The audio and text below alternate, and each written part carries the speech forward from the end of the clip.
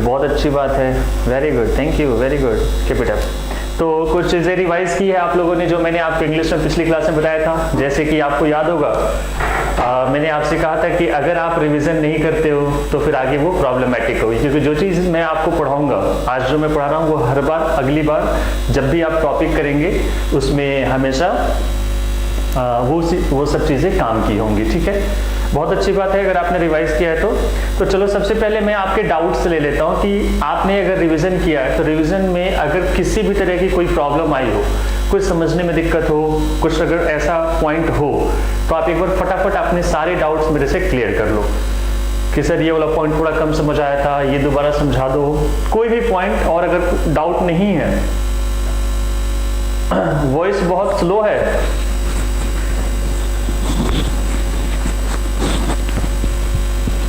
हम देखेंगे आज का टॉपिक, लेकिन सबसे पहले टॉपिक पढ़ने से पहले आप लोग मुझे एक बार बता देंगे कि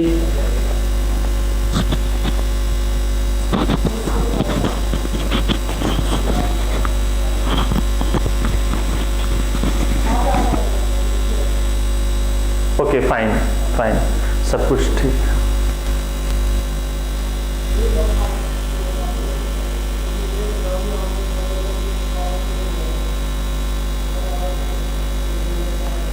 रूपाली, आप कुछ कहना चाहते हो?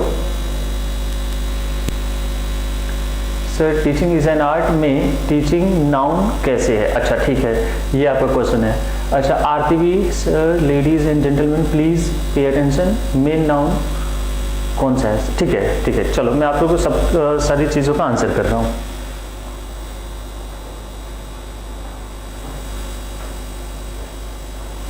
ठीक है ठीक है, चलो एक एक करके डाउट्स मैंने सुन लिए सबके, अब एक एक करके सबके डाउट्स मैं क्लियर कर रहा हूँ। सर कंपाउंड नाउन में डाउट है, वुमेन टीचर को प्लूरल किया आपने लेकिन मैन ईटर को नहीं। ठीक है, सबके डाउट्स मैंने सुन लिए।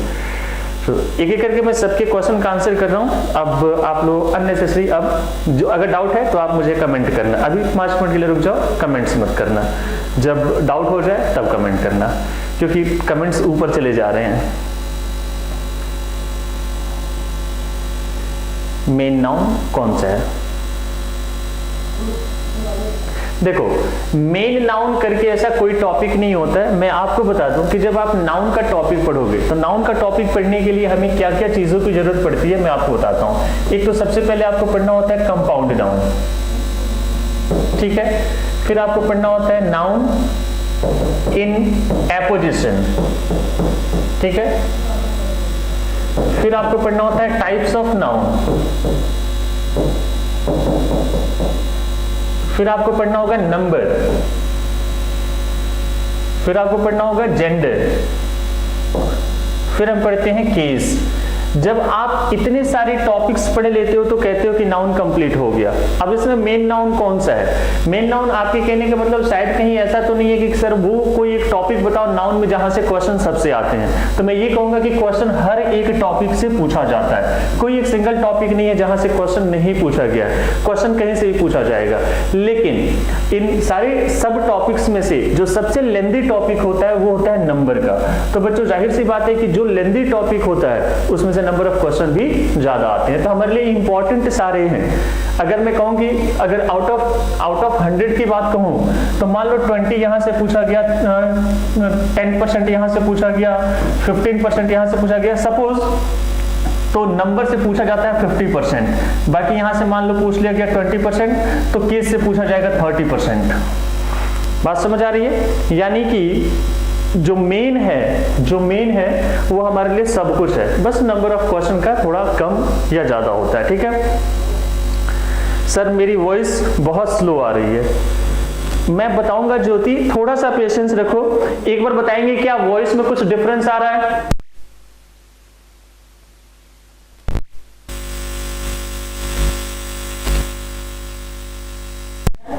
मेरे ख्याल से अभी वॉइस थोड़ी बेटर है या स्लो है?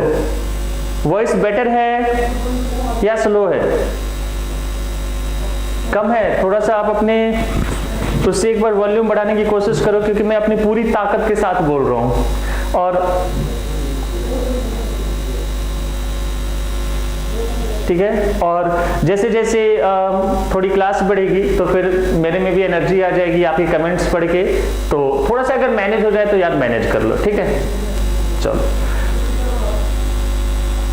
ठीक है। अब एक तो डाउट मैंने क्लियर कर दिया, एक डाउट और क्लियर कर दूं। ऊपर कोई एक और भी क्वेश्चन था, क्या क्वेश्चन था sir? Teaching is an art में टीचिंग नाउन कैसे है? जो भी है ROO, मुझे नाम नहीं पता चल रहा है पूरा, लेकिन मैं आपको बता दूं कि सबसे पहले टीचिंग इज एन आर्ट में हमने पूछा ये क्वेश्चन कि व्हाट इज एन आर्ट, तो मुझे व्हाट का आंसर कर रहा है इसलिए टीचिंग वहां पर नाउन हो गया। लेकिन कंफ्यूजन आपको इस बात की है कि सर टीचिंग में तो ING है, तो ING नाउन कैसे बन सकता है? ING तो वर्ब होती है ना। ये हो सकता है कि प्रॉब्लम हो कि टीचिंग कैसे है, लेकिन कैसे है इसका एक आंसर ये है कि हमने पूछा व्हाट का क्वेश्चन, तो जब मैंने व्हाट का क्वेश्चन पूछा तो मुझे एक परफेक्ट आंसर मिल रहा है। व्हाट इज एन आर्ट, तो टीचिंग इज एन आर्ट, और व्हाट का आंसर करने वाला हमेशा क्या होता है? नाउन होता है। लेकिन अब कंफ्यूजन ये है कि ING कैसे नाउन बन जाता है। मैं आपको बता दूं, अभी के लिए आप बस इतना सुन लेना कि वर्ब की ING फॉर्म होती है जो, वो 3 तरीके से रोल प्ले करती है। 3 तरीके से, एक होता है वर्ब, दूसरा नाउन, तीसरा एडजेक्टिव। तो वर्ब की ING फॉर्म जब नाउन बन जाता है तभी उसको इंग्लिश में एक सेपरेट नाम दिया गया है जिसे हम कहते हैं जेरंड। तो वो अभी आपको समझ नहीं आएगा, वो आपको समझ आएगा वर्ब में, जब मैं आपको वर्ब पढ़ाऊंगा, क्योंकि वर्ब की ING फॉर्म जेरंड के साथ साथ प्रेजेंट पार्टिसिपल का भी काम करता है, इसलिए ये आपको अभी नहीं समझ आएगा। अभी आपको बस ये देखना है कि व्हाट का आंसर मिल रहा है कि नहीं मिल रहा है। व्हाट का आंसर मिल गया, that is a noun, fine. अच्छा, दूसरा डाउट ये है कि कंपाउंड नाउन में सर होम वाला नाउन में क्यों फॉर्म करके बता दो, ठीक है। और सर कंपाउंड नाउन में वुमन टीचर को, ठीक है। मैंने पढ़ लिए सबके डाउट्स। यस, आर्ट भी हो सकता है, नहीं आर्ट है वहां पे। टीचिंग इज व्हाट, टीचिंग क्या है? हमने कहा आर्ट, कला है, तो आर्ट भी वहां पर हो जाएगा। जिसका भी क्वेश्चन था आई थिंक क्लियर है। चलो, एक क्वेश्चन ये था कि मैन टीचर में आपने मैन का प्लूरल बनाया है, तो मैन टीचर में सबसे पहले आप ये देखेंगे कि हम किसके बारे में बात कर रहे हैं? टीचर के बारे में बात हो रही है, बिल्कुल ठीक है। तो ये वर्ड इंपॉर्टेंट तो है ही, लेकिन ये मैन जो वर्ड है वो यहाँ पर आकर के टीचर का क्या बता रहा है? टीचर का जेंडर बता रहा है। मैन टीचर का मतलब क्या है यहाँ पर? कि वो मेल टीचर है। तो इस वर्ड ने जब जेंडर बता दिया, तो जो भी वर्ड जेंडर बताता है, तो जेंडर बताने वाले वर्ड हमेशा इंपॉर्टेंट माने जाते हैं, यानी कि इंपॉर्टेंट वर्ड ये भी हो गया। अब जब मैं इसका प्लूरल बनाऊंगा तो इंपॉर्टेंट वर्ड का ही तो प्लूरल बनाना होता है, दोनों का बनाना पड़ेगा।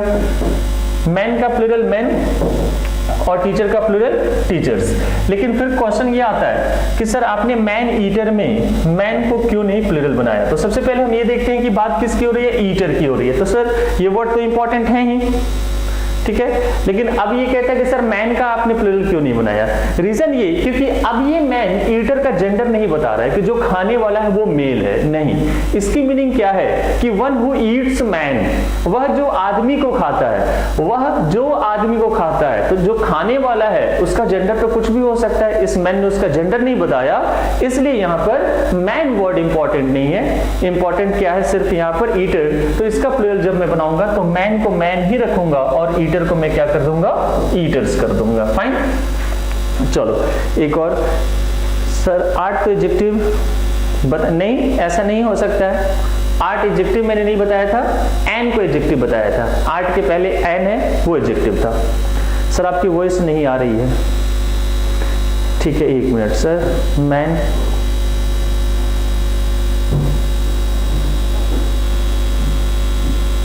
नहीं बता रहा है पूजा, मैं यही तो आप लोगों को समझाना चाह रहा हूं। मैन ईटर में क्या है कि हमने ईटर की बात की है, इंपॉर्टेंट है। लेकिन मैन ईटर का मतलब क्या होता है? मैन को खाने वाला। तो खाने वाला का जेंडर पता चल रहा है, यहां तो मीनिंग है कि मैन को खाने वाला, तो खाने वाले का जेंडर नहीं मालूम। ये नहीं है कि मेल खाने वाला, कि वो जो खाने वाला है वो मेल है, इसलिए वहां पर वो जेंडर नहीं बता रहा है। हाँ बिल्कुल हो जाएगा। वुमेन डॉक्टर में विमेन डॉक्टर्स होगा, डॉक्टर भी का भी प्लूरल बनाना पड़ेगा। विमेन डॉक्टर्स दोनों ही इंपॉर्टेंट है, इसलिए करना पड़ेगा, ठीक है। चलो एक मिनट रुको सर। बच्चे कह रहे हैं वॉइस बहुत कम आ रही है, वॉइस की प्रॉब्लम हो रही है। कहाँ से? वो तो कर लिया है मैंने। ये तो मैंने कर लिया। बच्चे कह रहे हैं वॉइस नहीं आ रही है या फिर बहुत स्लो है। इससे ये तो स्पीकर का है, इससे फर्क नहीं पड़ेगा। सीमा ने कहा वॉइस क्लियर। यार एक बात बताओ फाइनली कि अगर किसी कोई एक बच्चा बताए कि मेरी वॉइस क्या प्रॉपर तरीके से सुनने लायक है या प्रॉब्लम है, कोई एक बच्चा आंसर करे। अगर किसी एक बच्चे को भी मेरी वॉइस परफेक्ट जा रही है तो समझो ये कि प्रॉब्लम इस साइड से नहीं है, आपके अपने डिवाइस में प्रॉब्लम हो सकती है। क्योंकि अगर मेरी आवाज किसी को भी नहीं जाती प्रॉपर तरीके से तो डेफिनेटली मेरी सिस्टम में प्रॉब्लम थी। ठीक है, चलो ठीक है फिर, ठीक है यार, ठीक है।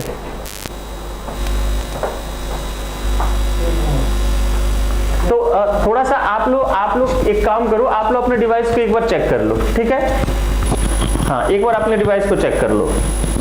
ठीक है,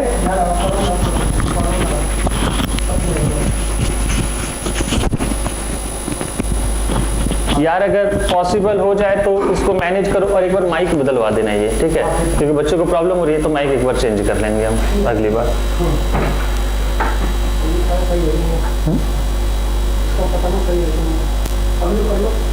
नहीं, माइक चेंज हो जाएगी, टेंशन मत लो। ठीक है, हम क्लास आगे बढ़ाते हैं धीरे धीरे करके।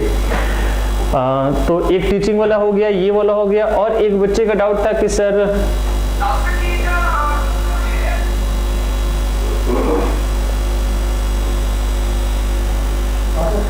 एक काम करते हैं हम, ये जो नाउन का जो टॉपिक है इसमें जो आपने एक सवाल पूछा है मेरे से कि क्वेश्चन किस टाइप के आते हैं, तो मैं यही कहूंगा कि क्वेश्चन के लिए मैं आपको प्रैक्टिस सेट दूंगा, उसकी टेंशन मत लो। देखो बहुत सारे सवाल होंगे आपके मन में यार, लेकिन वही बात है कि हाँ ऑन द स्पॉट और एक सिंगल क्लास में थोड़ा टाइम, थोड़ा सा आप वेट करो। प्रियांशी आप अपना माइक ये करो, म्यूट करो यार, बच्चे म्यूट करके। तो प्रैक्टिस के लिए मैं भी दूंगा, क्वेश्चन साथ साथ बताऊंगा क्वेश्चन कैसे पूछे जाते हैं। अभी हम स्टार्ट कर रहे हैं सबसे लेंथी टॉपिक नंबर का, नाउन नंबर का टॉपिक अभी हम देखेंगे। ठीक है, इसे हेडिंग लगा लो।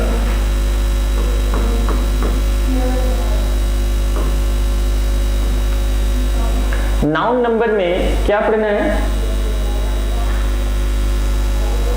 60 घंटे में 60 आवर्स, 60 घंटे में क्लास ये सिलेबस कंप्लीट होगा, 60 से 70 के बीच में।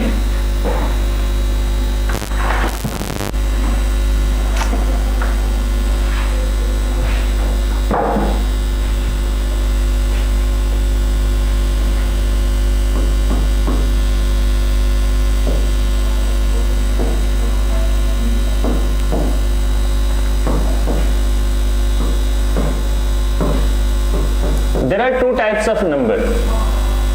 दो तरह के नंबर होते हैं इंग्लिश में। अभी स्टार्ट कर रहा हूं मैं क्लास। ठीक है, दो तरह के नंबर होते हैं इंग्लिश में। ठीक है, एक होता है हमारा सिंगुलर नंबर, एक होता है सिंगुलर नंबर,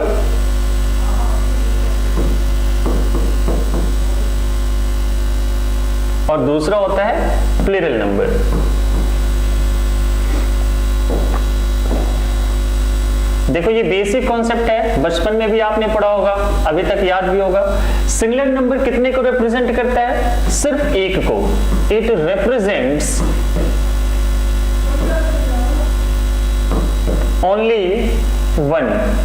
ये सिर्फ एक को रिप्रेजेंट करता है सिंगुलर नंबर। ठीक है, और प्लूरल नंबर कितने को करता है? It represents more than one. More than one, एक से ज्यादा को रिप्रेजेंट करे तो वो प्लूरल नंबर माना जाता है, एक को रिप्रेजेंट करे तो वो सिंगुलर नंबर माना जाता है। फाइन। अब जैसे अगर सिंगुलर नंबर की बात की जाए तो इसमें मैं अगर लिखूं बॉय, तो आप इसका प्लूरल फॉर्म क्या बना देंगे? बॉयज कर देंगे। Very good. अगर मैं आपसे कहूं यहाँ पर गर्ल, तो गर्ल का प्लूरल आप क्या बना दोगे? गर्ल्स बना दोगे। ठीक है, तो सिंगुलर से प्लूरल बनाना आसान है, जो आपने बचपन से सीखा है। अब ये सिंगुलर से प्लूरल हमारे पेपर में अगर क्वेश्चन आते हैं तो कुछ तो इसमें अलग तरह की बात होगी, कुछ तो डिफरेंट क्वेश्चन यहाँ से पूछे जाते होंगे। कैसे क्वेश्चन पूछे जाते हैं? सबसे पहले आप ये ध्यान रखेंगे कि ये जो सिंगुलर नाउन है, सिंगुलर नंबर है, इसके साथ हमेशा आपको एक सिंगुलर वर्ब का ही यूज करना है। हर बार आप क्या यूज करोगे? Singular verb. और प्लूरल नंबर के साथ क्या यूज करेंगे हम? Plural verb. सर ये सिंगुलर आ गई होगी, आ गई होगी, आ गई होगी। Now I think it's fine. अब ठीक है, चलो हम स्टार्ट करते हैं। अभी स्क्रीन नहीं गई है, अब सब कुछ ठीक ठाक है क्योंकि मुझे यहाँ दिख रहा है, मैं देख पा रहा हूँ। ठीक है, चलो सुनो ध्यान से। मैंने ये कहा आप लोगों से, किसी का कुछ मिस नहीं हुआ है, सब लोग ध्यान से सुनेंगे। मैंने ये कहा कि नंबर दो तरह के होते हैं, टू टाइप्स के नंबर होते हैं, singular number and plural number. ठीक है, सिंगुलर नंबर के साथ सिंगुलर वर्ब आती है, प्लूरल नंबर के साथ प्लूरल वर्ब आती है। तो ये सिंगुलर और प्लूरल वर्ब होती कौन कौन सी है? देखो बच्चों, मैं पढ़ा रहा हूँ नाउन का, मैं पढ़ा रहा हूँ पूरी इंग्लिश का जो आपका सिलेबस है उसका पहला टॉपिक, लेकिन ये लैंग्वेज है। लैंग्वेज में ऐसा नहीं है कि आप सिर्फ एक टॉपिक पढ़ रहे हो तो दूसरे टॉपिक है इसमें कुछ इंटरफेरेंस नहीं होगा, इसमें एडजेक्टिव का भी इंटरफेरेंस होगा, इसमें वर्ब का भी होगा, सारी चीजों का, लेकिन उसको बचाते हुए हमें थोड़ा सा पढ़ना होगा। अब जैसे मैं आपको पढ़ा रहा हूँ नाउन, अब नाउन में वर्ब की भी जरूरत पड़ गई, तब आप कहोगे सर ये वर्ब वाला नहीं समझ आया। तो कुछ चीजें अभी के टाइम के लिए आपको याद रखनी होगी। जैसे जैसे वो टॉपिक आता जाएगा आपको जो भी डाउट्स हैं सारे क्लियर होते जाएंगे, नहीं तो एक साथ मुझे ना खिचड़ी पका देनी पड़ेगी कि चलो नाउन वर्ब सब, ऐसा नहीं करना है। तो अभी के लिए आपको ये याद रखना है कि इज, वॉज, हैज, डज और वर्ब की पांचवी फॉर्म। सर ये वर्ब की पांचवी फॉर्म कौन सी होती है? ठीक है, वर्ब की पांचवी फॉर्म वो फॉर्म होती है कि जब आप वर्ब में एस या ईएस ऐड करते हो, जैसे आप कहते हो goes, writes, comes, plays, loves, उसे हम कहते हैं वर्ब की पांचवी फॉर्म। वो वर्ब हमेशा सिंगुलर मानी जाती है। मैं यहां लिख भी देता हूं एस और ईएस फॉर्म, एस और ईएस, लाइक गोज, तो ये वर्ब क्या हो गई? सिंगुलर हो गई। अब अगर मैं प्लूरल वर्ब की बात करूं तो प्लूरल वर्ब कौन कौन सी होती है? एक वर्ब होती है आर, फिर है वर, फिर है हैव, फिर होता है डू और फिर होता है वर्ब की फर्स्ट फॉर्म। वर्ब की फर्स्ट फॉर्म कैसे होगी? जैसे हमने कहा गो, तो गो वर्ब की फर्स्ट फॉर्म प्लूरल है और वर्ब में जब आप एस और यस ऐड कर देते हो इट बिकम्स सिंगुलर। ये बेसिक इंफॉर्मेशन मैंने आपको दी है, ये आपको अभी के लिए याद रखना है माइंड में कि दो तरह के नंबर होते हैं। आप चाहो तो स्क्रीनशॉट भी ले लो। दो तरह के नंबर होते हैं, सिंगुलर एंड प्लूरल। सिंगुलर के साथ सिंगुलर वर्ब, प्लूरल के साथ प्लूरल वर्ब। और सिंगुलर प्लूरल वर्ब कौन सी होती है वो मैंने क्लियर कर दिया। सर आज ये फर्स्ट टॉपिक है ना नंबर? यस अभिषेक, नाउन अभी बहुत टाइम लेगा नाउन कंप्लीट होने में, तो नाउन का सबसे मेजर टॉपिक मैं पढ़ा रहा हूं नंबर। ठीक है, साथ ही साथ मैं आपको एग्जांपल भी देता रहूंगा कि किस टाइप के क्वेश्चन पूछे जाते हैं पेपर में। फाइन, आई होप सबने स्क्रीनशॉट ले लिया होगा। चलते हैं हम अगली स्लाइड पे। देखो अब यहां से हमारी बातें जो होंगी वो एग्जाम पॉइंट ऑफ व्यू से होगी। देखो पेपर में क्वेश्चन क्या पूछा जाता है। हम बचपन से उस मेंटालिटी में पले बड़े हैं कि जब हमें कहा जाता है कि बेटा एक नाउन है आप इसका प्लूरल बनाओ, हम तुरंत क्या करते हैं उसमें एस या एस ऐड करके हम प्लूरल बना देंगे। बट ये हमेशा नहीं होता है, हर बार ये पॉसिबल नहीं है कि आप नाउन में एस और ईएस ऐड ही करोगे तभी वो प्लूरल बनेगा, ऐसा नहीं होता है। तो मैं कहूंगा आपसे कि आप प्लीज उस मेंटालिटी से बाहर निकलो कि सिर्फ एस और ईएस वाला ही प्लूरल होता है, इससे बाहर निकल जाओ। सिंगुलर से प्लूरल बनाने के बहुत सारे तरीके होते हैं, मैं आपको वो सारे तरीके भी बताने जा रहा हूं जो पेपर में पूछा जाता है। तो सबसे पहली बात ये, एक बात और भी ध्यान रखेंगे, अगर मैं आपको कोई एक नाउन दूं और मैं कहूं कि आप इसका प्लूरल फॉर्म बनाओ, तो बच्चे क्या करते हैं तुरंत एस और एस ऐड करेंगे, कहेंगे कि यस इसका प्लूरल बन गया। लेकिन कुछ नाउन ऐसे होते हैं जिनका आप सिंगुलर से प्लूरल बनाने के लिए आपको बहुत ही डिफरेंट स्पेलिंग यूज करनी होगी, या फिर अगर आपने सिंगुलर से प्लूरल बनाने के लिए एस और ईएस ऐड किया तो दो पॉसिबिलिटीज, या तो वो गलत हो जाएगा या तो उसकी मीनिंग ही बदल जाएगी। एक छोटा सा एग्जांपल आप देखो, मैंने आपको शायद पहली क्लास में बताया था। अगर मैं आपसे कहता हूं कि टीचर का प्लूरल बनाओ, तो टीचर का मतलब आपको पता है कि शिक्षक होता है, ठीक है, बहुत अच्छी बात है। मैंने कहा इसका प्लूरल बनाओ, आप तुरंत क्या करेंगे, टीचर्स कर देंगे। मीनिंग तो नहीं बदली, यहां पर एक शिक्षक है, यहां पर एक से ज्यादा शिक्षक है, यानी कि मीनिंग में तो कोई डिफरेंसेस नहीं आया, मीनिंग में यहां पर कोई डिफरेंस नहीं है। लेकिन कई बार क्या होगा कि जब आप एस और एस ऐड करोगे तो वो गलत हो जाएगा। जैसे मैंने आपको एक वर्ड दिया स्टाफ, स्टाफ का मतलब होता है कर्मचारी। अगर मैं आपसे कहूं कि आप इसका प्लूरल फॉर्म बनाओ, तो आप उस मेंटालिटी में हो, तुरंत आप क्या कर दोगे, स्टाफ्स कर दोगे। तो कहता है कि ये प्लूरल तो बन गया, ये प्लूरल तो है, लेकिन जो सिंगुलर में इसकी मीनिंग कर्मचारी है, इससे इसकी मीनिंग बदल गई। जब आप प्लूरल अगर आप बनाओगे तो यहां पर क्या हो जाएगा, स्टाफ का प्लूरल अगर आपने स्टाफ्स किया, एस ऐड किया, तो कह रहा प्लूरल तो है बट अब इसकी मीनिंग कर्मचारी नहीं है, इसकी मीनिंग हो जाती है पोल्स। मतलब हिंदी में आप क्या कह सकते हो, खंभा। यही चीज आपको सीखनी है, ठीक है। हाँ बिल्कुल ठीक है, कुणाल ने जैसे आंसर किया, सर एक बार प्रीवियस स्लाइड दिखा दो। ओके, ब्राइटनेस ज्यादा है, ब्राइटनेस ज्यादा है, बोर्ड की ब्राइटनेस ज्यादा है, दिख नहीं रहा है ज्योति। देखो एक बात बता दूं मैं आप लोग को, 2 मिनट का टाइम ध्यान से टाइम देकर के सुन लो 2 मिनट। अभी करीब नियर अबाउट 120, 125 या 130 बच्चे हैं, है ना, क्योंकि कोई ना कोई प्रॉब्लम लगी रहेगी थोड़ी बहुत, है। और मैं ये नहीं कह रहा हूँ मैं सुनता सबकी हूँ, लेकिन अगर मैं यही सब चीज में अगर रहूंगा मैं पढ़ा ही नहीं पाऊंगा, टॉपिक आगे ही नहीं बढ़ेगा। हाँ मैं ये नहीं कह रहा हूँ कि आपको दिखाई नहीं दे रहा और आप जबरदस्ती पढ़ो, नहीं। अगर कॉम्प्रोमाइज कर पा रहे हो, अगर मैनेज हो पा रहा है तो प्लीज मैनेज कर लो यार, मैं यही चीज कहूंगा आपसे। अगर मैनेज हो पा रहा है, क्योंकि देखो बहुत सारे 125 130 बच्चे हैं, अगर सबकी एक एक भी प्रॉब्लम सुनूंगा तो 2 घंटे का टाइम हमारा ऐसे निकल जाएगा और आप पढ़ोगे क्या, कुछ भी नहीं। बात समझ आ रही है? तो प्लीज थोड़ा सा कोशिश करो आप लोग यार।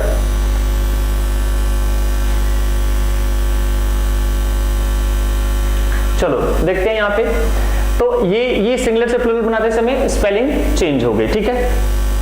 एक बार स्लाइड देख लो यार।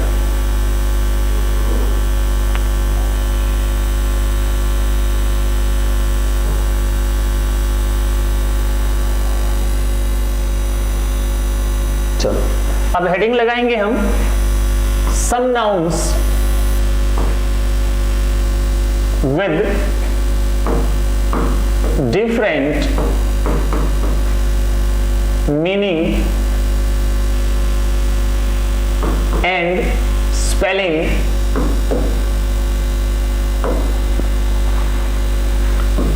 इन देयर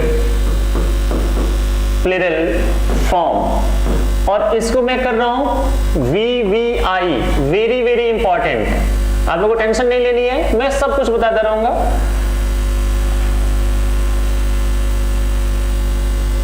मैं आपको सब कुछ यहां पे बताता रहूंगा, टेंशन नहीं लेनी है। यहां मैं लिख रहा हूं सिंगुलर और यहां लिखूंगा मैं प्लूरल, ठीक है। ध्यान से समझना, ध्यान से समझेंगे सारे बच्चे, सिंगुलर से प्लूरल कैसे क्या होगा। मैंने हेडिंग ये कहा कि जब हम सिंगुलर से प्लूरल बनाएंगे तो 2 बातों के यहां पर ध्यान दो। मैंने क्या लिखा है, डिफरेंट मीनिंग और स्पेलिंग। या तो आप सिंगुलर से प्लूरल बनाते समय या तो उसकी स्पेलिंग बहुत अलग होगी या तो उसकी मीनिंग बहुत अलग हो जाएगी, ठीक है। एक भी वर्ड इसमें ऐसा नहीं है जो आपके पेपर में नहीं पूछा गया है। पहला वर्ड मैं आपको दिखाता हूं, यहां पर एक वर्ड होता है बैक्टीरियम। बैक्टीरियम जो वर्ड होता है ये सिंगुलर होता है। जब हम इसका प्लूरल बनाएंगे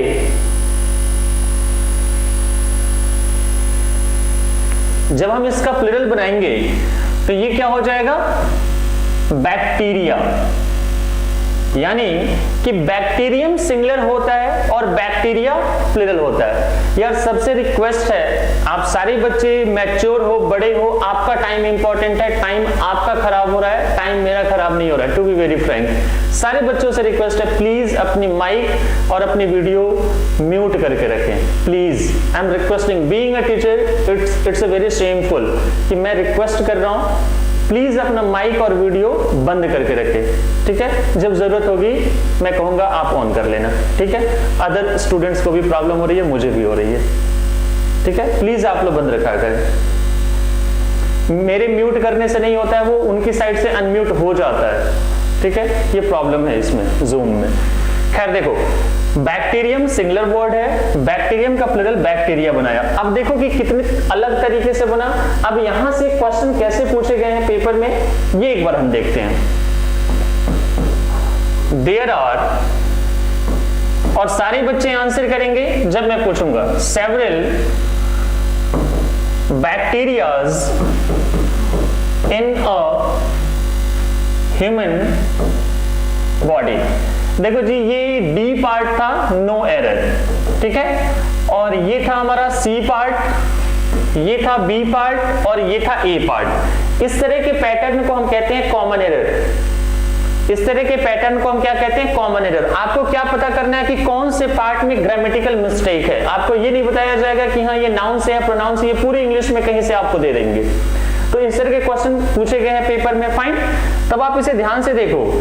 अगर आपको ये पहले से नहीं पता हो कि बैक्टीरियम सिंगुलर होता है और बैक्टीरिया प्लूरल होता है, तो नॉर्मली आप क्या जानते हैं कि बैक्टीरिया प्लूरल होता है। इन्होंने क्या किया, बैक्टीरिया तो प्लूरल है, इसने क्या किया, इसे सिंगुलर समझ करके इसमें एस ऐड करके सही करने की कोशिश की है। बात समझ आ रही है भाई? ऑलरेडी बैक्टीरिया प्लूरल है तो उसमें एस क्यों ऐड करेंगे हम, यानी कि कौन से पार्ट में एरर है, बी पार्ट में आपको टिक करके ऐसे और वापस आ जाना है, आपको 1 नंबर मिल जाएगा। ठीक है, इस तरह के। इसको सही करने की अगर बात की जाए तो कैसे करेंगे, एस को यहां से रिमूव कर देंगे, सेंटेंस करेक्ट हो जाएगा। There are several bacteria in a human body. सबके आंसर बिल्कुल करेक्ट है, वेरी गुड, अच्छी बात है। और भी देखते हैं, स्ट्रेटम। स्ट्रेटम का प्लूरल होता है स्ट्रेटा। मीनिंग की टेंशन मतलब, मैं मीनिंग एक साथ सबकी बता दूंगा। एक वर्ड होता है कॉरिजेंडम, इसका प्लूरल होता है कॉरिजेंडा। फिर होता है क्रीमेटोरियम,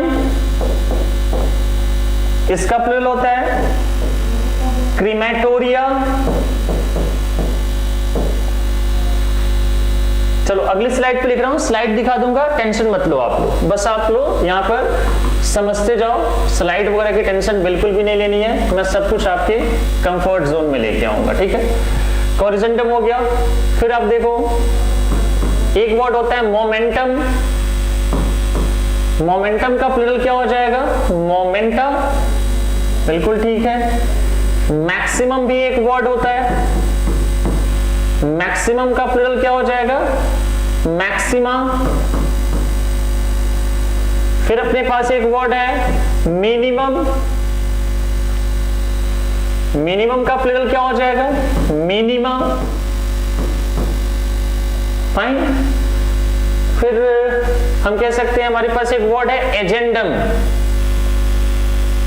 एजेंडम का प्लूरल क्या हो जाएगा, एजेंडा। एक वर्ड है अपने पास डेटम, इसका प्लूरल क्या हो जाएगा, डेटा, फाइन। एडेंडम लिख दिया है, नहीं लिखा होगा, एडेंडम, इसका प्लूरल क्या हो जाएगा, एडेंडा। अब ध्यान से समझेंगे एक एक करके मीनिंग। एडेंडम क्या होता है, आपको याद होगा जब आप कोई बुक वगैरह खरीदते हो तो उसमें फर्स्ट पेज पर लिखा गया होता है एक प्रीफेस, इंग्लिश में और हिंदी में लिखा गया होता है परिशिष्ट। इसको हम कहते हैं एडेंडम। पहला वर्ड क्लियर, फर्स्ट पेज पे आप देखना प्रीफेस ऐसे करके लिखा गया होता है पहले पेज पे बुक में।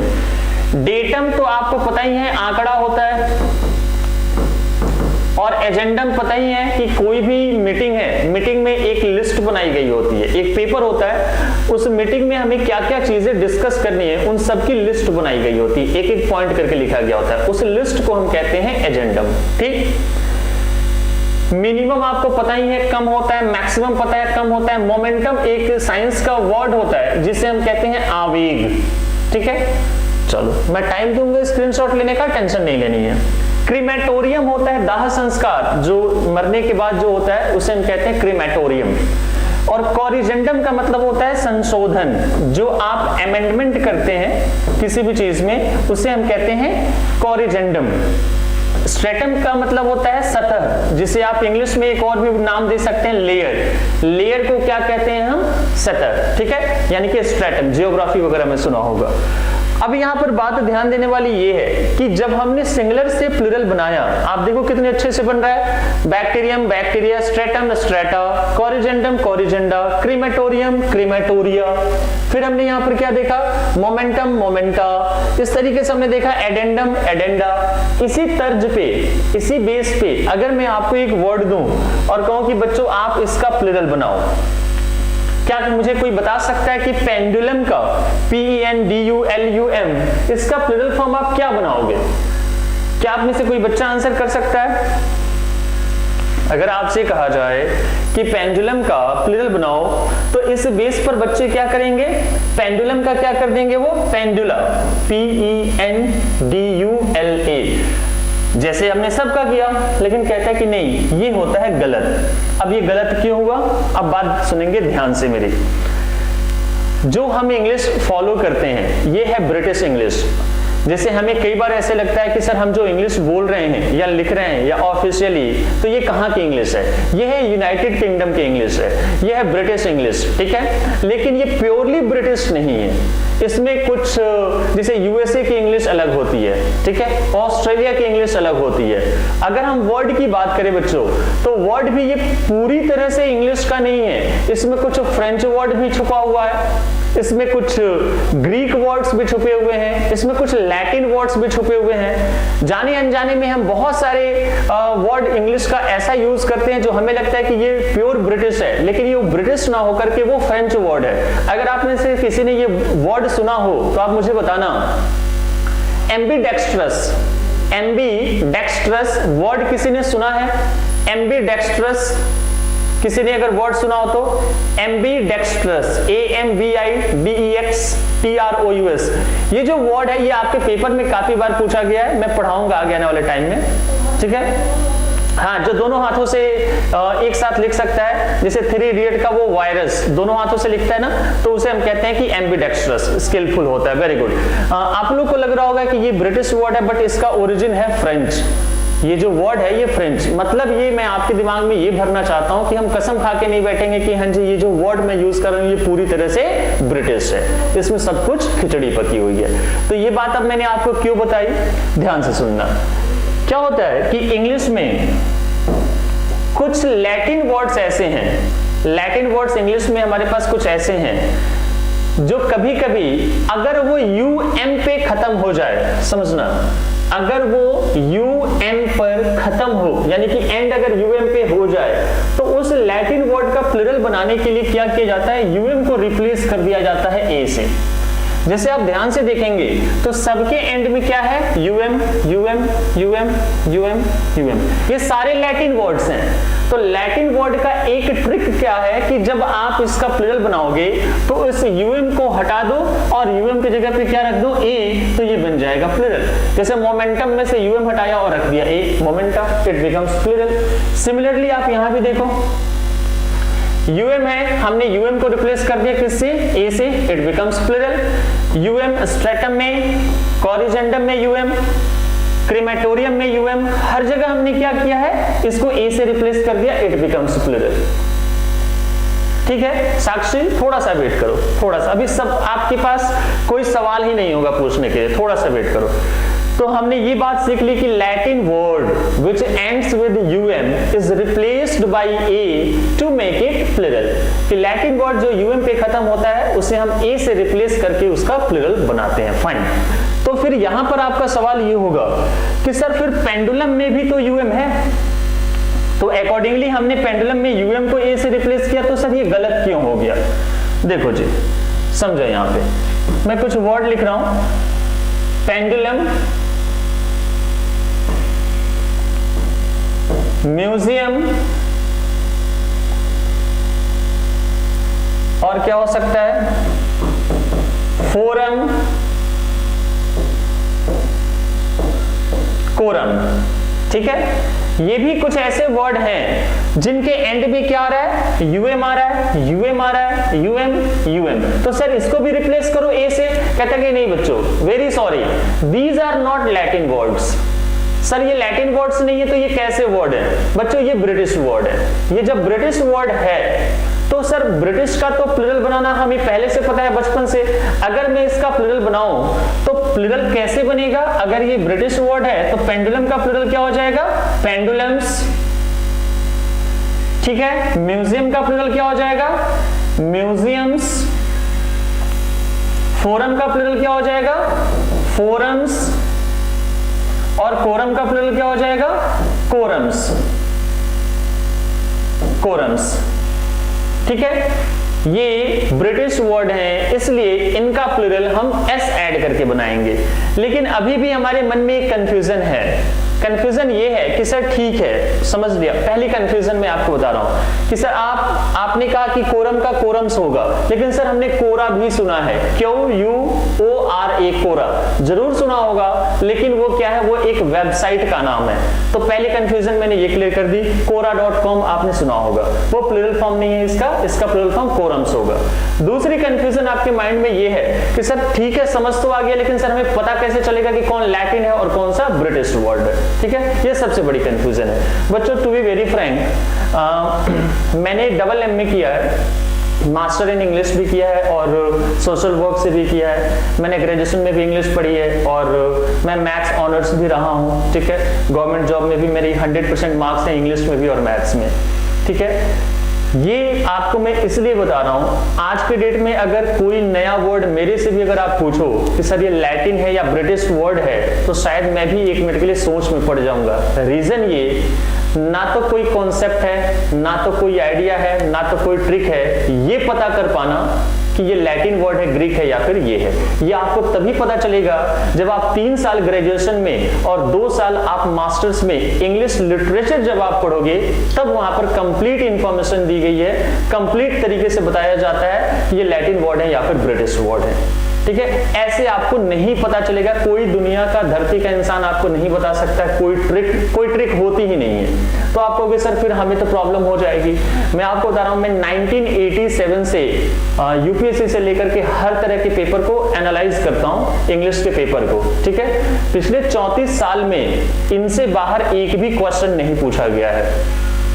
अब किस्मत आपकी है कि अगर आपकी किस्मत खराब है तो इससे बाहर आ जाएगा। और डे 1 से मैं आपको बोल रहा हूं कि मैं आपको ज्ञानी मानव बनाने नहीं आया हूं, मैं आपको पूरी इंग्लिश पढ़ाने नहीं आया हूं, मैं सिर्फ उतना पढ़ाने आया हूं जो कि पढ़ो और एग्जाम पास हो जाए।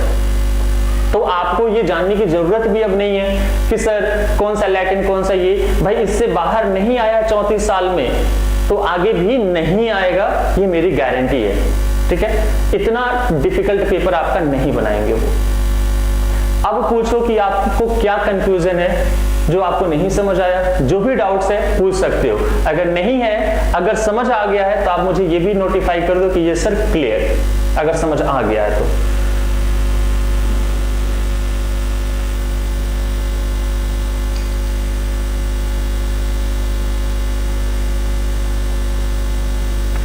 स्लाइड तो दिखा दूंगा, स्लाइड की टेंशन आप लोग बिल्कुल मत लो, मैं पूरा टाइम दूंगा आप लोग को स्क्रीनशॉट लेने की।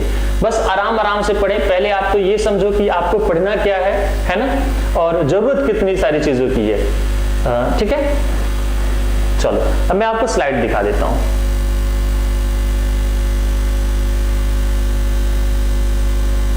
हिंदी ट्रांसलेट कर सकते हो सर आप? मतलब समझा नहीं, पूजा कौन सी हिंदी ट्रांसलेट?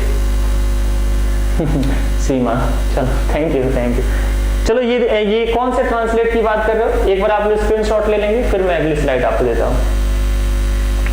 मोमेंटम का मतलब होता है आवेग। आवेग, अब ये साइंस का वर्ड होता है, वेलोसिटी, स्पीड वगैरह ये सब मैटर करके तब उसमें मोमेंटम निकाला जाता है। ठीक है, तो ये इंग्लिश, ये साइंस का एक वर्ड होता है। हाँ, कोरम का मीनिंग मैं समझा देता हूँ। अच्छी बात है कि आप लोगों ने पूछ लिया मेरे से कोरम से रिलेटेड। इंग्लिश में तो क्वेश्चन पूछे ही गए हैं, लेकिन साथ ही साथ जीके में भी क्वेश्चन पूछा गया। एक बार नहीं, काफी बार क्वेश्चन आता है जीके का भी, तो मैं वो वर्ड क्लियर कर देता हूँ। आई होप कि आपने स्क्रीनशॉट ले लिया होगा। ठीक है, अगली स्लाइड पे हम चलते हैं। अगली स्लाइड पे स्क्रीनशॉट ले लो। फाइन, मैं अभी आप लोगों को कोरम वाला क्लियर कर देता हूँ। कोरम काफी इंपॉर्टेंट वर्ड है। अच्छा, मैंने ये भी इसे VVI लगाया है। ठीक है, इसे बिल्कुल याद रखना है, इससे बाहर क्वेश्चन नहीं पूछा जाएगा। इसमें 2 पॉइंट में अभी आपको और बताऊंगा। ठीक है, which is most important. Quorum वाला देखेंगे बाद में, पहले ये देखते हैं। ये जो 2 वर्ड मैंने यहाँ पर इसे ब्रैकेट में किया है, एजेंडम और डेटम। ठीक है, समझना। कुछ ऐसे मेरे, अरे यार देवानंद, खांसी आने के लिए माइक को अनम्यूट करोगे? अनम्यूट करके खांसी आएगी? माइक वगैरह यार म्यूट किया कर। देखो जी, अब मेरा वन लाइनर है, जब तक पढ़ाऊंगा याद रखना है। पहली बात ये कि इंग्लिश लैंग्वेज में हर टाइम समय समय से क्या होता है, वो होता है इसमें मॉडिफिकेशन होते हैं। जब आप स्टार्टिंग डेज में देखोगे तो स्टार्टिंग डेज में हमारे पास सिर्फ 3 पार्ट्स ऑफ स्पीच थे। सर्टेन टाइम के बाद 5 बन गए, 5 से 7 बने, 7 से 8 बन गए। आज के डेट में हमारे पास 8 पार्ट्स ऑफ स्पीच है। यानी कि इंग्लिश में भी मॉडिफिकेशंस होते हैं, हर बार होते हैं। तो पहले के जमाने में ये वर्ड दोनों यूज होता था, एजेंडम और डेटम। आज के जमाने में कंटेम्परेरी इंग्लिश मतलब अत्याधुनिक इंग्लिश में ये दोनों में से कोई भी वर्ड यूज नहीं होता है, और ये पेपर में भी बहुत बार पूछा गया है। अगर आपके एग्जाम में एजेंडम और डेटम लिखा हुआ आ जाए, आप उसमें एरर टिक करना, ये वर्ड आप यूज भी नहीं करोगे। एजेंडम और डेटम वर्ड नहीं होता है। हम क्या यूज करते हैं? एजेंडा, सॉरी यहाँ पर एजेंडा और डेटा, यही 2 वर्ड यूज करेंगे। लेकिन फिर बच्चे ये कहते हैं कि सर ठीक है हम नहीं करेंगे, ये वाला वर्ड नहीं होता है, हम ये करेंगे। लेकिन सर ये तो प्लूरल होते हैं, अगर मुझे इनका सिंगुलर बनाना हो तो क्या करेंगे? बच्चों ये ध्यान रखना, इसका यूज दोनों सिंगुलर और प्लूरल के जैसे होता है। इन डेटा को और एजेंडा को आप सिंगुलर भी मानोगे और प्लूरल भी मानोगे, लेकिन भूल के भी डेटम और एजेंडम यूज नहीं करना है। I hope this point is very clear. अब हम आते हैं कोरम। कोरम तो प्लूरल एक पूछा जाता है पेपर में। जीके में क्या क्वेश्चन पूछा जाता है समझना। हमारे पास जो पार्लियामेंट है, पार्लियामेंट में 2 हाउसेज हैं, लोकसभा एंड राज्यसभा। तो लोकसभा की सीट्स कितनी होती है? मेरे ख्याल से 545 और राज्यसभा की 245 मान लो, ठीक है, एग्जैक्ट मुझे नहीं मालूम, जीके नहीं पढ़ाता हूं। तो 245 मान लो राज्यसभा और लोकसभा मान लो 545। उनकी मीटिंग होती है, मतलब मीटिंग और सिटिंग होती है कि जैसे 9 से 11 फिर 1 से 5 समथिंग ऐसे उनकी भी मीटिंग चलती है ना। लोकसभा का एक सेशन चलता है, क्या चलो भाई ये विंटर सेशन है, समर सेशन है, ऐसे करके चलता है, आप लोगों को पता भी होगा। तो कहते हैं कि वो जो मीटिंग है, वो मीटिंग स्टार्ट करने की एक शर्त होती है। वो शर्त क्या होती है कि अगर मुझे लोकसभा की मीटिंग स्टार्ट करनी है तो लोकसभा में जो टोटल नंबर ऑफ मेंबर्स हैं, मान लो 545 है, तो उसका 10% आप निकालो, कितना आएगा?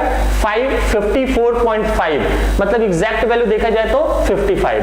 कह रहा है कि टोटल नंबर ऑफ मेंबर का अगर 10% लोग अगर मौजूद हैं हाउस में तभी मीटिंग स्टार्ट होगी। 10 से नीचे अगर है, 10% से नीचे अगर हैं, 55 से अगर 54 लोग भी अगर मौजूद हैं पार्लियामेंट में, लोकसभा में, मीटिंग स्टार्ट नहीं होती है। तो ये जो 10% नंबर होते हैं किसके? लोकसभा या राज्यसभा के टोटल मेंबर्स का, उस 10% को ही इंग्लिश में कहा जाता है कोरम। और ये जीके में पूछा गया है कि what is the word called 10% required for starting a meeting इधर इन लोकसभा और राज्यसभा इज कॉल्ड, और 4 ऑप्शन, तो उसे हम कहते हैं quorum. I hope this is also clear to everyone. हम चलते हैं अगले पार्ट पे। एक बार स्क्रीनशॉट लेना हो ले सकते हो। लक्ष्मी, हितेश, क्लियर है? समझ आ गया जो आपका डाउट था? अगले पार्ट पे चलते हैं। अब देखो बच्चों, अभी सिंगुलर और प्लूरल खत्म नहीं हुआ है, ये मेरे ख्याल से आज भी चलेगा, अगली क्लास में भी चलेगा। कोरम होता है कि किसी भी लोकसभा या राज्यसभा की मीटिंग को स्टार्ट करने के लिए 10% जो मेंबर की रिक्वायरमेंट होती है उसे हम कहते हैं कोरम। फाइन। देखो अभी आपको सिंगुलर प्लूरल में ही रहना है, जो आपने कॉलम बनाया था उसी में आपको रहना है, उससे बाहर नहीं जाना है। अब देखेंगे यहाँ पर, अभी मैंने आपको बताया कि कुछ नाउन ऐसे होते हैं जिनका सिंगुलर से प्लूरल बनाओ तो स्पेलिंग अलग हो गई। अब कुछ ऐसे नाउन होते हैं कि अगर आप सिंगुलर से प्लूरल बनाओ तो उसकी मीनिंग ही बदल जाएगी। जैसे आपने ये वर्ड सुना होगा पेन। पेन का मतलब क्या होता है? दर्द। पेन का मतलब होता है दर्द। जब आप इसका प्लूरल बनाने की कोशिश करो, PAINS, तो हमें लगता है कि चलो ठीक है ये पेन्स यानी कि प्लूरल हो गया। कहता है ठीक है ये प्लूरल तो हो गया, लेकिन अब इसकी मीनिंग बदल गई। इसकी मीनिंग बदल के पता है क्या हो जाती है? इसकी मीनिंग हो जाती है केयरफुल एफर्ट्स। केयरफुल एफर्ट्स, या फिर हिंदी में लिख सकते हैं बच्चे सावधानी पूर्वक प्रयत्न। यानी कि पेन का मतलब दर्द और पेन्स का मतलब होता है सावधानी पूर्वक प्रयत्न या फिर केयरफुल एफर्ट्स। अब हमें कौन सी की रिक्वायरमेंट होगी ये तो सेंटेंस की मीनिंग पर डिपेंड करता है। तो मैं आपको वो सारे सेंटेंसेस बता रहा हूं जो पेपर में पूछे गए हैं। पहला क्वेश्चन ये पूछा गया था, my mother was crying in pains. ये था हमारा डी पार्ट जिसे हम कहते हैं नो एरर, ठीक है। ये था हमारा सी पार्ट, ये था हमारा बी पार्ट, ये था ए पार्ट। क्या ये सेंटेंस करेक्ट है बच्चों?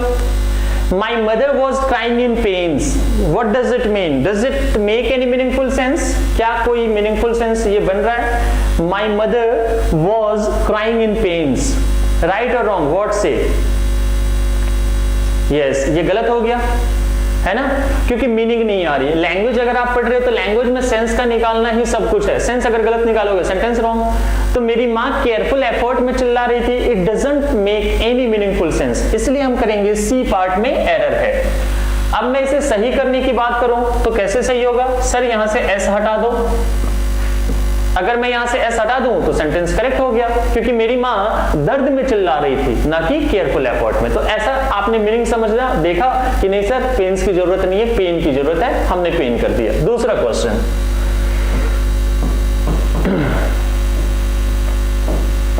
New Zealand took pain to win the final match. क्या आप ये बताएंगे? मैं ऐसे पार्ट नहीं कर रहा हूं, फॉर्मेलिटी नहीं कर रहा हूं, समझ तो आ ही गया होगा पैटर्न आप लोग को कि क्या है, आप लोगों को समझ आ ही गया होगा। क्या ये सेंटेंस करेक्ट है? New Zealand took pain to win the final match.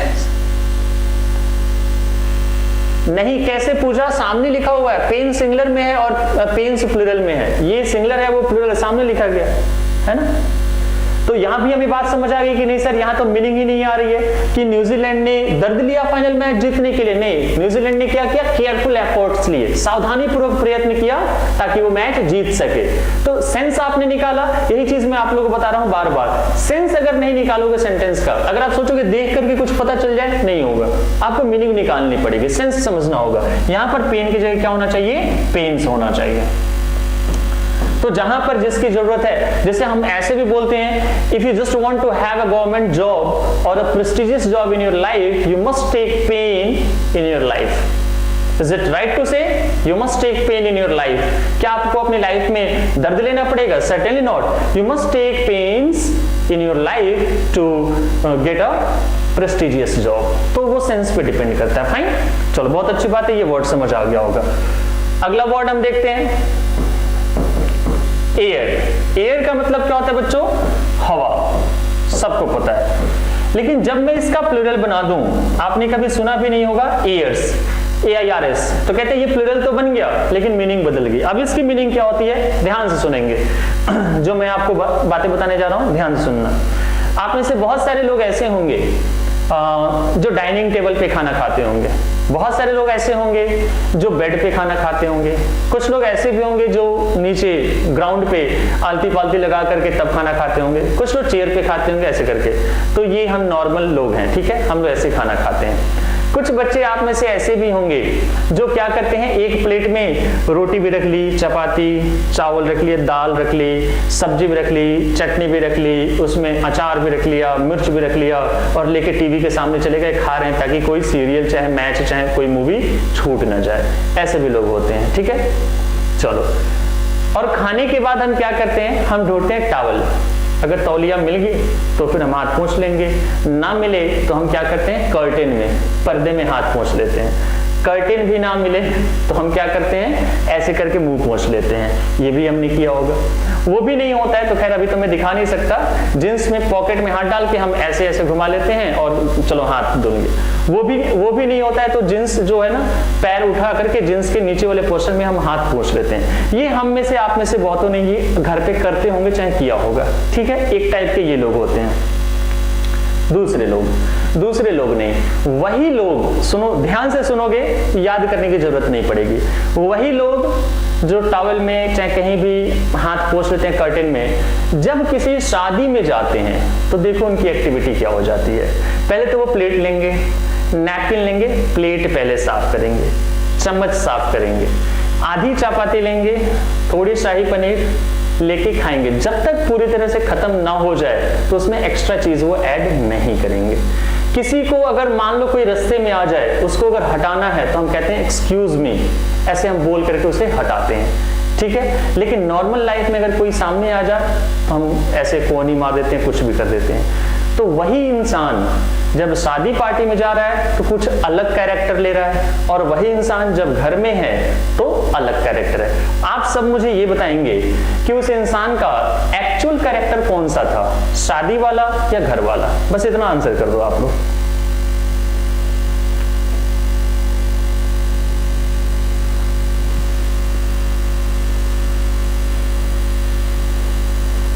घर वाला ओरिजिनल कैरेक्टर था। किसी बच्चे ने मेरे से पूछा है कि पेन का प्लुरल बताओ, पेन का प्लुरल नहीं होता है, दर्द को गिन ही नहीं सकते हैं तो कहां से हम प्लुरल बनाएंगे, ठीक है। घर वाला ओरिजिनल कैरेक्टर है, ठीक है। तो दिखावटी जो कैरेक्टर है उसका पता है कौन सा है? शादी वाला। ये जो शादी वाला जो दिखावटी कैरेक्टर है उसी को कहते हैं एयर्स। बात समझ आ गई? दिखावटी आचरण जो होता है लोगों का, या शो ऑफ कैरेक्टर होता है, मैं लिख देता हूं यहां पर, अगर मैं लिख दूं यहां पर show off character, show off character यानी हिंदी में हम कह सकते हैं दिखावटी आचरण,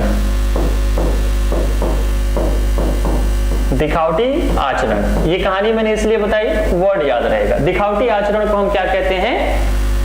दिखावटी आचरण को हम कहते हैं एयर्स। अब देखो यहां से क्वेश्चन क्या पूछा गया है। क्वेश्चन ये पूछा गया है, अगला क्वेश्चन देखो, whenever she goes to a party, she, सारे बच्चे आंसर करेंगे, gives herself ear। तो पहले तो मीनिंग निकाल के देखो क्या मीनिंग आ रही है। Whenever she goes to a party, she gives herself air। जब कभी वो पार्टी में जाती है तो खुद को हवा देती है। What does it mean? जब कभी वो पार्टी में जाती है तो खुद को क्या देती है? हवा देती है या शो ऑफ कैरेक्टर देती है? क्या आंसर आ रहा है, क्या मीनिंग आ रही है यहाँ पे बताएंगे? क्या मीनिंग आ रही है? क्या मीनिंग आ रही है? Yes, very good. कितनी अच्छी बात है यार, कितने अच्छे से आप लोगों को समझ आ रहा है, और सारे बच्चे आंसर भी कर रहे हैं, बहुत अच्छी बात है। जो बच्चे आंसर नहीं कर रहे हैं मैं कहूंगा काइंडली वो भी आंसर करें, आपके बेटरमेंट के लिए, आपका भलाई, आपकी भलाई के लिए, आपको ज्यादा समझ आएगा। Very good. तो यहाँ पर एयर के जगह क्या होना चाहिए? एयर्स होना चाहिए, ठीक है। मीनिंग समझ के की बिल्कुल करेक्ट है। तो ये भी हमने लिख लिया, ठीक है। एक बार फटाफट स्क्रीनशॉट ले लेंगे, आप लोग एक बार स्क्रीनशॉट ले लो। Very good. जो बच्चे आंसर नहीं कर रहे हैं काइंडली वो भी कोशिश करो आप लोग भी आंसर करने की। जितना आंसर करोगे आप लोग उतना बेहतरीन तरीके से समझ आएगा, ज्यादा देर तक माइंड में रहेगा, ठीक है। आई होप आपने स्क्रीनशॉट ले लिया होगा। हम चलते हैं अगली स्लाइड पे। Very good, very good. अभी सिंगुलर प्लुरल में ही रहना है, अभी सिंगुलर प्लुरल के ऊपर नहीं जाना, क्योंकि पूरे नंबर में सिंगुलर प्लुरल ही होता है और कुछ नहीं होता है। अभी मैं आपको सिंगुलर प्लुरल ही बताऊंगा, सिंगुलर, और यहां पर मैं लिख रहा हूं प्लुरल, ठीक है जी। देखो एक वर्ड होता है कस्टम। कस्टम का मतलब होता है रीति रिवाज। आपने सुना होगा रीति रिवाज, है ना, ये आपने सुना होगा। जब आप कस्टम का प्लुरल बनाते हो तो कस्टम का प्लुरल होता है कस्टम्स, और जैसे ही आप कस्टम्स करते हो इसकी मीनिंग बदल गई। कोई बात नहीं, कोई बात नहीं करिश्मा। जब आप इसका प्लुरल बनाते हो तो इसकी मीनिंग बदल गई। अब इसकी मीनिंग रीति रिवाज नहीं है, अब इसकी मीनिंग क्या हो जाती है? ड्यूटी। इसकी मीनिंग क्या हो जाती है? ड्यूटी। अब यहां से देखो क्या क्वेश्चन पूछा गया। Question, my brother is a custom officer. क्या आप बताएंगे ये राइट है या रॉन्ग है? अगर रॉन्ग है तो क्या करना चाहिए, और अगर राइट है तो you can say yes it's correct. But meaning समझ के देखो क्या करना चाहिए इस सेंटेंस में। सारे बच्चे बताने की कोशिश करेंगे। देखो आप जितना बताओगे आपके लिए बहुत अच्छा होगा, जितना आप बताओगे। सारे बच्चे एक बार बताने की कोशिश करेंगे। Very good very good very good very good very good. क्योंकि रीति रिवाज का ऑफिसर कैसे होगा? रीति रिवाज का तो कोई ऑफिसर होता नहीं है भाई। ड्यूटी जो होती है कस्टम्स वगैरह, यानी कि यहां पर मुझे क्या करना चाहिए, कस्टम की जगह पे कस्टम्स करना चाहिए। Very good. चलो अगला वर्ड हम देखते हैं। एक होता है फ्रूट। फ्रूट का मतलब क्या होता है, फल। फ्रूट का मतलब फल। मैं जानबूझ के यहां पर हिंदी में लिख रहा हूं खाने वाला। खाने वाला फल मतलब ऐसा फल जो आप खा सकते हो। जब आप फ्रूट का प्लुरल बनाओगे तो फ्रूट्स हो जाएगा, ठीक है, फ्रूट्स हो जाएगा। लेकिन फिर इसकी मीनिंग दो हो जाती है। एक मीनिंग क्या होती है, देखो एक मीनिंग होती है फ्रूट्स मतलब बहुत सारे फल खाने वाले। खाने वाला फल समझना, मैं अभी आपको एग्जांपल समझाऊंगा। खाने वाला एक तो मीनिंग इसकी हो गई। मान लो कोई बच्चा मैंगो खाने बैठा है, 4 मैंगो, तो वो क्या कहेगा, मैं फ्रूट खा रहा हूं या फ्रूट्स खा रहा हूं? वो कहेगा मैं फ्रूट खा रहा हूं। रीजन ये क्योंकि वो एक सिंगल वैरायटी का है, वो फ्रूट खा रहा है, तो हम कहेंगे कि वो फ्रूट है। लेकिन मान लो वही बच्चा अगर मैंगो, बनाना, ऑरेंज, पाइनएप्पल खाने बैठा है, तब वो क्या कहेगा कि वो फ्रूट्स खा रहा है, क्योंकि वहां पर वैरायटी बदल गई। तो जब वैरायटी बदल जाती है तभी हम उसे कहते हैं, डिफरेंट वैरायटीज हो तब हम उसे क्या कहते हैं, फ्रूट्स। तो पहली मीनिंग तो ये हो गई। यहां से क्वेश्चन नहीं पूछा गया है। इसकी जो दूसरी मीनिंग है दैट इज वेरी इंपॉर्टेंट। इसकी जो दूसरी मीनिंग है ये होता है रिजल्ट्स, जिसकी हिंदी क्या होती है, फल। अब ये भी फल तो है लेकिन खाने वाला नहीं, ये खाने वाला नहीं, ये अब खाने वाला फल नहीं होता है, ये रिजल्ट्स की बात करता है, ये रिजल्ट्स बताता है। पेपर में क्या क्वेश्चन पूछा गया है, क्वेश्चन देखेंगे। The fruits of hard work is very sweet. क्या आप मुझे बताएंगे, सॉरी मैंने तो यहां पर कुछ और लिखना था, मैंने कुछ और लिख दिया। हाँ, अब बताएंगे आप लोग सही। The fruit of hard work is very sweet, right or wrong? बताएंगे आप लोग। क्या यहां पर खाने वाले फल की बात हो रही है कि खाने वाले फल की? गलत हो गया है ना। यहां पर ये क्या कहना चाहता है, यहां पर ये कहना चाहता है कि हार्ड वर्क का जो रिजल्ट्स होता है वो बहुत अच्छा होता है, क्या है ना। तो क्या करना चाहिए, यहां पर रिजल्ट्स का सेंस होगा। तो रिजल्ट्स कब बनता है, जब फ्रूट्स हो। तो एक तो हमने यहां पर क्या कर दिया, फ्रूट को हटा के हम क्या कर देंगे, फ्रूट्स कर देंगे, बिल्कुल ठीक हो जाएगा। लेकिन लेकिन लेकिन अभी भी ये सेंटेंस रॉन्ग है। कौन बच्चा मुझे बताएगा कि क्या गलती है अभी भी यहां पे? अभी भी ये सेंटेंस रॉन्ग है। देखता हूं मैं कौन बच्चा बताता है। जो सोच पाएगा डेफिनेटली बताएगा। सारी इंफॉर्मेशन आपके सामने स्लाइड पे है। Pooja, Hitesh, very good very good very good. क्योंकि हमें पता है कि ये फ्रूट्स क्या होता है, प्लुरल होता है। तो प्लुरल होता है तो वर्ब भी तो प्लुरल। यस, यहां पर इज नहीं होना चाहिए, यहां पर होना चाहिए are. The fruits of hard work are very sweet. तो ये बिल्कुल बेसिक सी बात है, आपको याद रखनी होगी, ठीक है। अगला वर्ड देखते हैं। एक वर्ड होता है कॉम्पस। आप बचपन में खूब आपने यूज किया होगा, है ना, कॉम्पस। कॉम्पस का मतलब हम कहते हैं कि वो इंस्ट्रूमेंट होता है जो सर्कल बनाने के लिए। कहता है कि नहीं, गलत है। कॉम्पस जो होता है ये डायरेक्शन बताने वाला इंस्ट्रूमेंट होता है। ये डायरेक्शन बताने वाला इंस्ट्रूमेंट होता है जो आप देखते हो नॉर्थ एंड साउथ को रिप्रेजेंट करता है, उसे हम कहते हैं कॉम्पस। जो प्रकार जो होता है उसकी इंग्लिश होती है कंपासेस, COMPASSES। ये होता है used to draw a circle. Circle बनाने के लिए जो इंस्ट्रूमेंट हम यूज करते हैं उसे हम कहते हैं कंपासेस। तो ये ध्यान रखना होगा, आपकी जुबान पर ये वर्ड है तो इसको अब आप हटाओ जुबान से, ये लेके आओ, कंपासेस होता है, ठीक है। और वर्ड देखो, एक वर्ड होता है सबसे कंफ्यूजिंग वर्ड ये है, मैं स्टार मार्क कर देता हूं, और बहुत बार पूछा भी गया है, सबसे कंफ्यूजिंग है समन्स। ये है क्यों कंफ्यूजिंग? क्योंकि सर हमें तो पता है कि ऐसा लगा दो प्लूरल बन गया, आपको ये देख के लग रहा होगा ये प्लूरल है, बट ये एक्चुअली सिंगुलर होता है, समन्स सिंगुलर होता है। अब समन्स होता क्या है? कोर्ट से जो नोटिस आता है उस नोटिस को हम कहते हैं इंग्लिश में समन्स। अलग एक टेक्निकल नाम दे दिया गया है कि नोटिस तो कहीं से भी आ जाएगा, लेकिन अगर कोर्ट से आ जाए तो उसे हम कहते हैं समन्स। समन्स सिंगुलर होता है, आप इसका अगर प्लूरल बनाओ तो देखना मीनिंग नहीं बदलेगी, मीनिंग नहीं बदलेगी, इसका प्लूरल बहुत ही डिफरेंट तरीके से बन जाता है। इसका प्लूरल बनता है समन्सेस। अब इस भ्रम में बच्चे गलती क्या करते हैं? क्वेश्चन देखो, 4 summons have been sent to him। अगर आपको ये नहीं पता होता आज की क्लास से पहले तो आप इसे सही करके आते, लेकिन आप मुझे बताएंगे कि क्या ये सेंटेंस राइट है, करेक्ट है ये? 4 summons have been sent to him, wrong हो गया। वेरी गुड अंजुम, श्रद्धा, ज्योति, चारू, साक्षी, निधि, वेरी गुड वेरी गुड। पूजा, वेरी गुड। नहीं पूजा गलत है आंसर आपका। Yes Deepa, very good.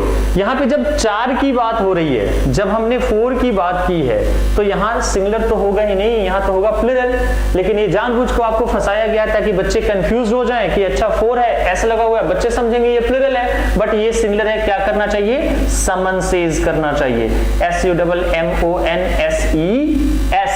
समन्सेस। 4 summonses have been sent to him.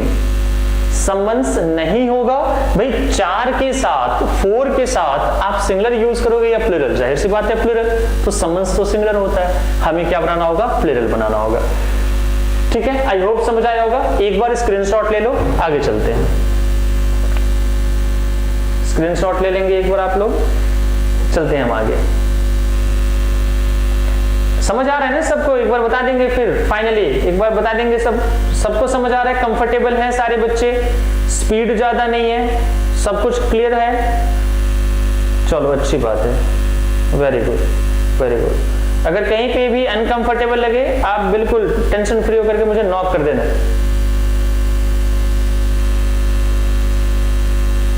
चलो ये अंजुम मैं आज इन लोग को बोल दूंगा, नॉक कर दूंगा, ठीक है? नहीं, मीनिंग चेंज नहीं हो रही है। जिसकी मीनिंग मैंने अलग से नहीं लिखी, देखो सबकी अलग अलग से मीनिंग लिखी है, यानी कि उनकी मीनिंग चेंज हो रही है। अगर मीनिंग चेंज ना हो, ठीक है, अगर मीनिंग चेंज ना हो तो समझना, अगर मैंने यहाँ पर साइड में कुछ नहीं लिखा है मतलब समझो कि मीनिंग में कोई डिफरेंस नहीं है। ठीक है, ये सब बातें बेसिक याद रखेंगे।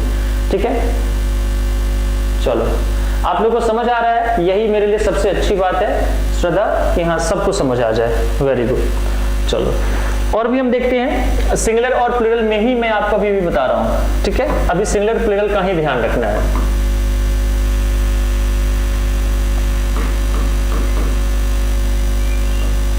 सिंगुलर और प्लूरल का ही ध्यान रखना है, अभी इसी में हम देखते हैं। ठीक है, एक आप वर्ड देखोगे फिनोमेनन। फिनोमेनन का मतलब होता है घटना। घटना आपने सुना होगा कि हाँ एक बार की घटना है, ये है वो है। समन्स की मीनिंग क्या है? नोटिस होता है सोनिया, जब कोर्ट से कोई भी पेपर आता है उसे हम कहते हैं समन्स। ठीक है, तो ये जो वर्ड है फिनोमेनन, इसका मतलब होता है घटना। ठीक है, सिंगुलर में जब आप इसका प्लूरल फॉर्म बनाओगे तो प्लूरल फॉर्म बहुत ही डिफरेंट बन जाता है, मीनिंग नहीं बदलती है, प्लूरल अलग हो जाता है। इसकी प्लूरल में स्पेलिंग होती है फिनोमेना, इसकी मीनिंग नहीं चेंज हुई, ध्यान रखना, घटनाएं, इसकी मीनिंग में कोई डिफरेंस नहीं है, लेकिन देखो इसकी स्पेलिंग में डिफरेंस है। फिनोमेनन क्या होता है? इसे कहते हैं घटना, और फिनोमेना मतलब घटनाएं। ठीक है ज्योति, मैं एक बार बोल दूंगा कि ब्राइटनेस अगर कम हो जाए तो, ठीक है, मैं एक बार नॉक कर दूंगा। ठीक है, ये है। चलो अब आगे देखते हैं। इसमें एक वर्ड होता है कलर। कलर का मतलब क्या होता है? रंग। कलर का मतलब होता है रंग। अच्छा एक चीज और बता दूं, इसमें बहुत सारे बच्चे आप में से ऐसे होंगे, आप पढ़ रहे हो, आपको नॉलेज हो रही है, ठीक है, आपका टाइम भी यूज हो रहा है, आपके पैसे भी यूज हो रहे हैं, तो उनका यूज करके आप सबसे पहले मैं सबको यही एक गुड लक दूंगा कि हाँ नौकरी ले लो सबसे पहले। लेकिन जैसे ही आप पढ़ रहे हो तो इस बात का भी आपको ख्याल रखना होगा। किस बात का? कि आपके घर में अगर कोई छोटा बच्चा है, ठीक है, तो वो जो स्कूल में पढ़ रहे हैं उनकी कॉपी वगैरह एक बार चेक कर लिया करो, ठीक है। बहुत ज़रूरी है, थोड़ी नहीं बहुत ज़्यादा ज़रूरी है कॉपी चेक करना। वैसे इसमें से कोई प्राइवेट स्कूल में टीचर है? आप में से कोई टीचर है प्राइवेट स्कूल में जो कहीं पे टीचिंग कराता हो, स्कूल वगैरह में, चाहे ट्यूशन पढ़ाता हो? कोई है आप में से बच्चा? नहीं, नर्सिंग तो अलग है, बट मैं नॉर्मल स्कूल की बात कर रहा हूँ, एकेडमिक की बाट कर रहा हूँ। मैं ये बात इसलिए कह रहा हूँ, सुनना मेरी बात ध्यान से। इस कलर वर्ड से मुझे याद आया, इसमें ट्यूशन पढ़ाती हैं स्नेहा।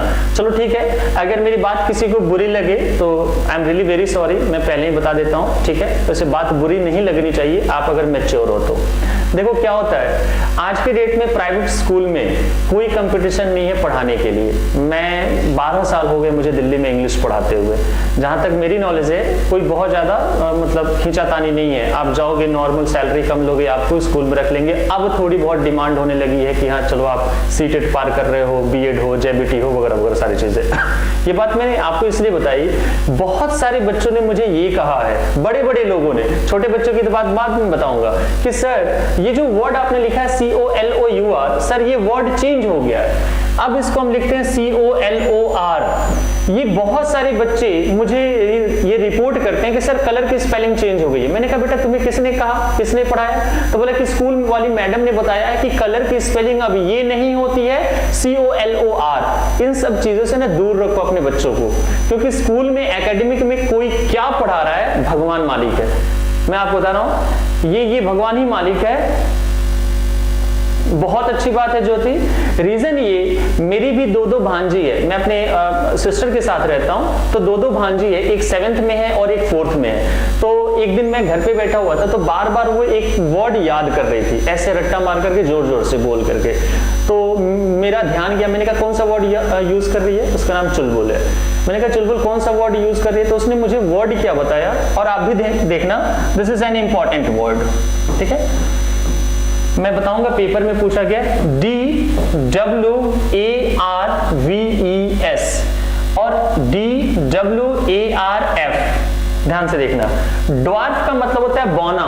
छोटे लोग जो होते हैं ना, नाटे होते हैं, शॉर्ट हाइटेड, उन्हें हम कहते हैं ड्वार्फ, बौना, ठीक है। तो इसका प्लूरल फॉर्म बनाया गया ड्वार्फ्स, DWARVES, ठीक है। ये वर्ड इसका प्लूरल होता है, क्योंकि बच्चों को पढ़ाया गया F या FE हो तो उसे VES से रिप्लेस कर दो, प्लूरल बन जाएगा। तो जब मैंने सुना कि ये वर्ड वो याद कर रही है, तो मेरे कान खड़े हो गए, क्योंकि ये वर्ड मैं पढ़ाता हूँ बच्चों को, क्योंकि ये पेपर में बहुत पूछा जाता है, बहुत बार पूछा गया है। तो मैंने उसे बुलाया, चुलबुल किसने पढ़ाया? तो उसने कहा कि मैम ने पढ़ाया है। मैंने कहा ठीक है, अगले दिन चलना मेरे साथ स्कूल में। मैं अगले दिन गया स्कूल में, तो मैं आपको सिचुएशन बता रहा हूँ, बिल्कुल गर्मी का दिन, ठीक, और शीशे से पैक एक कैबिन था। कैबिन में एक माँ, उनका एक बेटा और उनकी एक बहू, यही लोग मिलकर के स्कूल चलाते हैं। नेम एंड फेम स्कूल है, नाम नहीं ले सकता ऑफिशियली।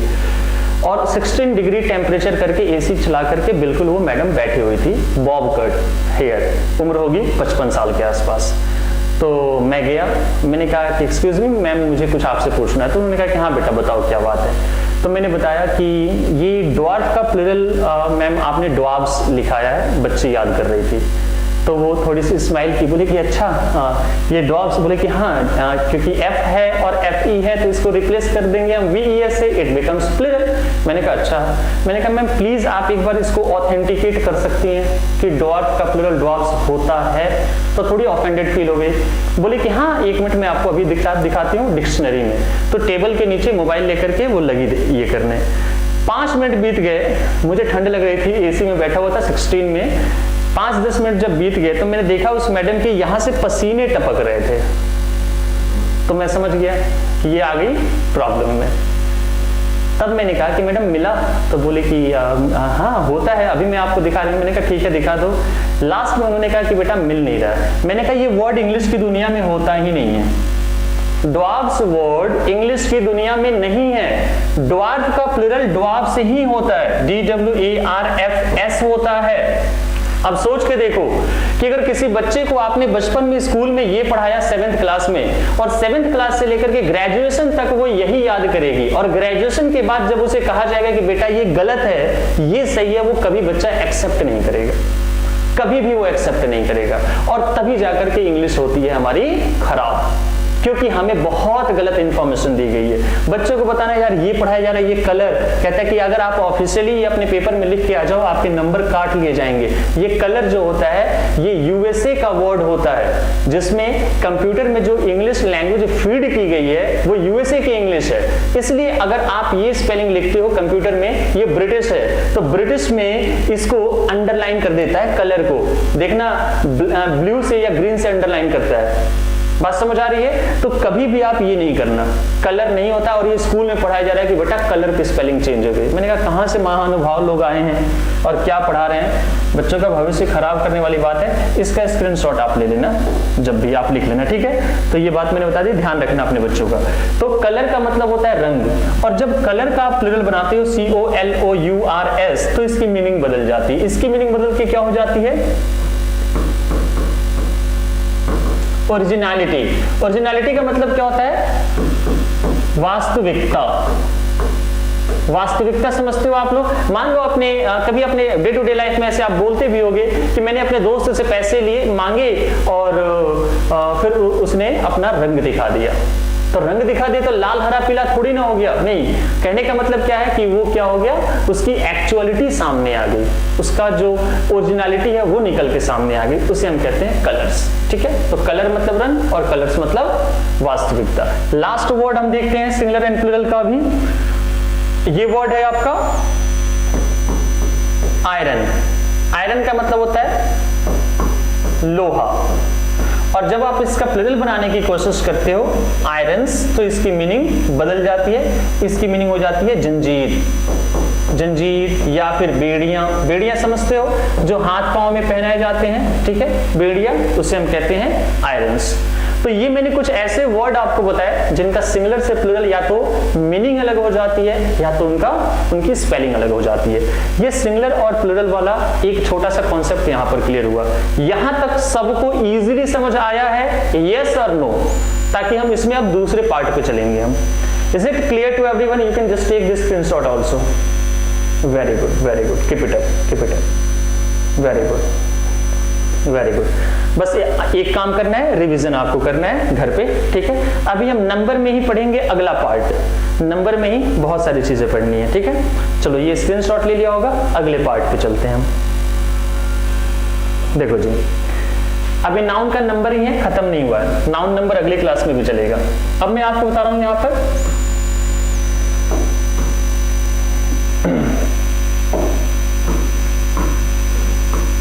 एक वर्ड है पेयर नाउन।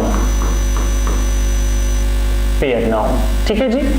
अब ये पेयर नाउन क्या होते हैं? देखो नाम सजेस्ट कर रहे हैं, सर कलर का प्लूरल कलर्स नहीं। देखो होता है लक्ष्मी, लेकिन सेंस पे डिपेंड करता है। अगर आप 5-7 कलर्स की बात करोगे तब तो वो रंग होगा, लेकिन अगर मैं कहूँ कलर्स का मतलब सिर्फ रंग होता है तो वो गलत हो जाएगा, क्योंकि कलर्स की मीनिंग और भी कुछ होती है।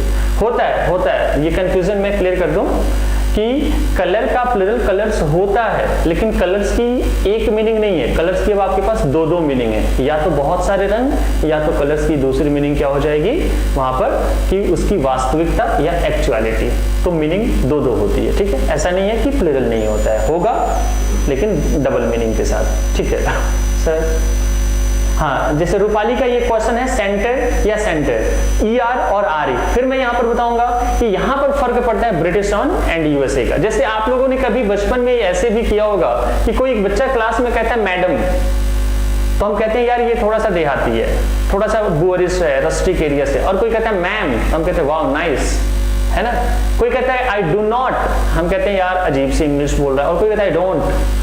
तो ये जो मैडम मैम होता है ये भी ब्रिटिश और यूएसए का फर्क लाता है। हम पहले याद करते थे बचपन में एरोप्लेन, अब हम पढ़ते हैं एयरप्लेन।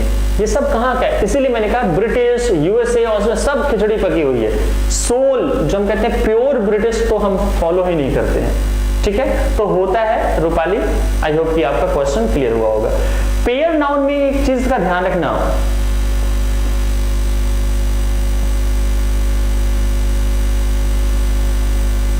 डेक्टम नहीं है, डेटम है वो योगेश। डेटम और एजेंडम वर्ड नहीं होता है। प्योर नाउन में एक चीज का ध्यान रखना कि इसका नाम ही है पेयर, पेयर नाउन। इसका नाम क्या है? Pair noun. मतलब पेयर का मतलब होता है जोड़ा, यानी कि जरूर उसमें दो होंगे। लेकिन ये दो चीज कैसे होंगे इसका थोड़ा सा ख्याल करते हैं हम। ये जो पेयर नाउन है ये दो तरीके से ऐसे होते हैं, देखो जी। एक होता है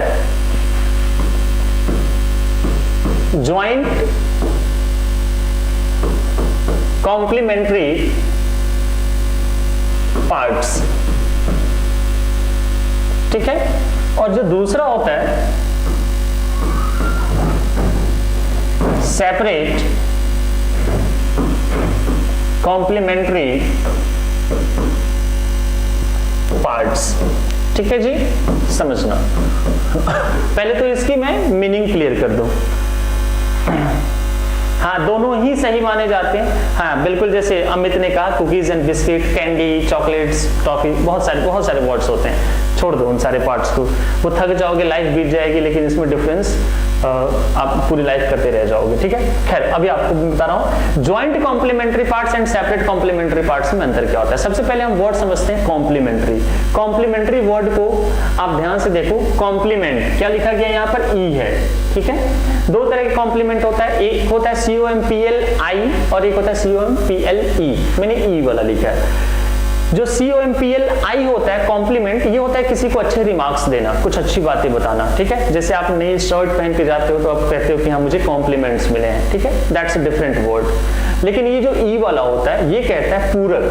पूरक का मतलब होता है कि कोई भी दो चीज अगर एक दूसरे के कॉम्प्लीमेंट हैं, मतलब ये कि एक का एग्जिस्टेंस दूसरे पे डिपेंड करता है और उसका एग्जिस्टेंस इस पर डिपेंड करता है। से for example teacher and student दोनों एक दूसरे के कॉम्प्लीमेंट हैं। अगर मान लो टीचर है और स्टूडेंट नहीं है तो फिर बेकार है, और स्टूडेंट्स हैं टीचर ही नहीं है तो भी बेकार है। जैसे हम कहते हैं लॉक एंड की, लॉक एंड की, ताला और चाबी, तो ताला है और चाबी नहीं है तो भी बेकार, चाबी है ताला नहीं है तो भी बेकार। तो इसे हम कहते हैं कॉम्प्लीमेंट, ठीक है। तो ये वर्ड आपको समझ आ गया कि कॉम्प्लीमेंट यानी कि दो चीजें होंगी, दोनों एक दूसरे के कॉम्प्लीमेंट होंगी, लेकिन वो दोनों होंगी कैसे एक साथ? तो पहले केस में कहता है ज्वाइंट, जुड़े होंगे, और दूसरे केस में कहता है सेपरेट, अलग। यानी कि ज्वाइंट कॉम्प्लीमेंट्री पार्ट्स में दो चीजें होंगी, जुड़ी हुई होंगी और दोनों एक दूसरे के एग्जिस्टेंस में हेल्पफुल होंगी। तो इसके बारे में हमें क्या पढ़ना है, पेपर में क्या क्वेश्चन आता है? सबसे पहले कुछ पॉइंट्स आपको याद रखना होगा। ये जो ज्वाइंट कॉम्प्लीमेंट्री पार्ट्स होते हैं ये हमेशा ही प्लूरल होते हैं। आप इनके साथ क्या यूज करेंगे? प्लूरल वर्ब का यूज करेंगे, क्योंकि ये प्लूरल होते हैं। द मोस्ट इंपॉर्टेंट थिंग कि आपको इसकी स्पेलिंग चेंज नहीं करनी है। स्पेलिंग इज नॉट चेंज्ड, आप इनकी स्पेलिंग चेंज नहीं करेंगे, अंडर नो सर्कमस्टांसेस, किसी भी परिस्थिति में चेंज नहीं करेंगे आप स्पेलिंग। तो इसकी एग्जांपल्स कौन कौन से हैं? पहला एग्जांपल देखो, आपकी जुबान पे क्या है? सीजर्स। आप क्या बोलते हैं? सीजर्स में देखो कितने पार्ट्स होते हैं? दो होते हैं। कैंची, कैंची दो, और दोनों जुड़े हुए होते हैं एक दूसरे से। अगर एक हटा दो तो दूसरा किसी काम का नहीं रहेगा। तो सीजर्स एक्चुअल वर्ड होता है, लेकिन हमारी जुबान पे क्या है? सीजर। हम एस लगाते ही नहीं है, हम क्या बोलते हैं? सीजर। और जब आपको यही बोलने की आदत लग जाएगी तो पेपर में भी आप उसी भरोसे क्वेश्चन करके आएंगे। पेपर में देखो क्वेश्चन क्या पूछा गया है, यहां से देखो,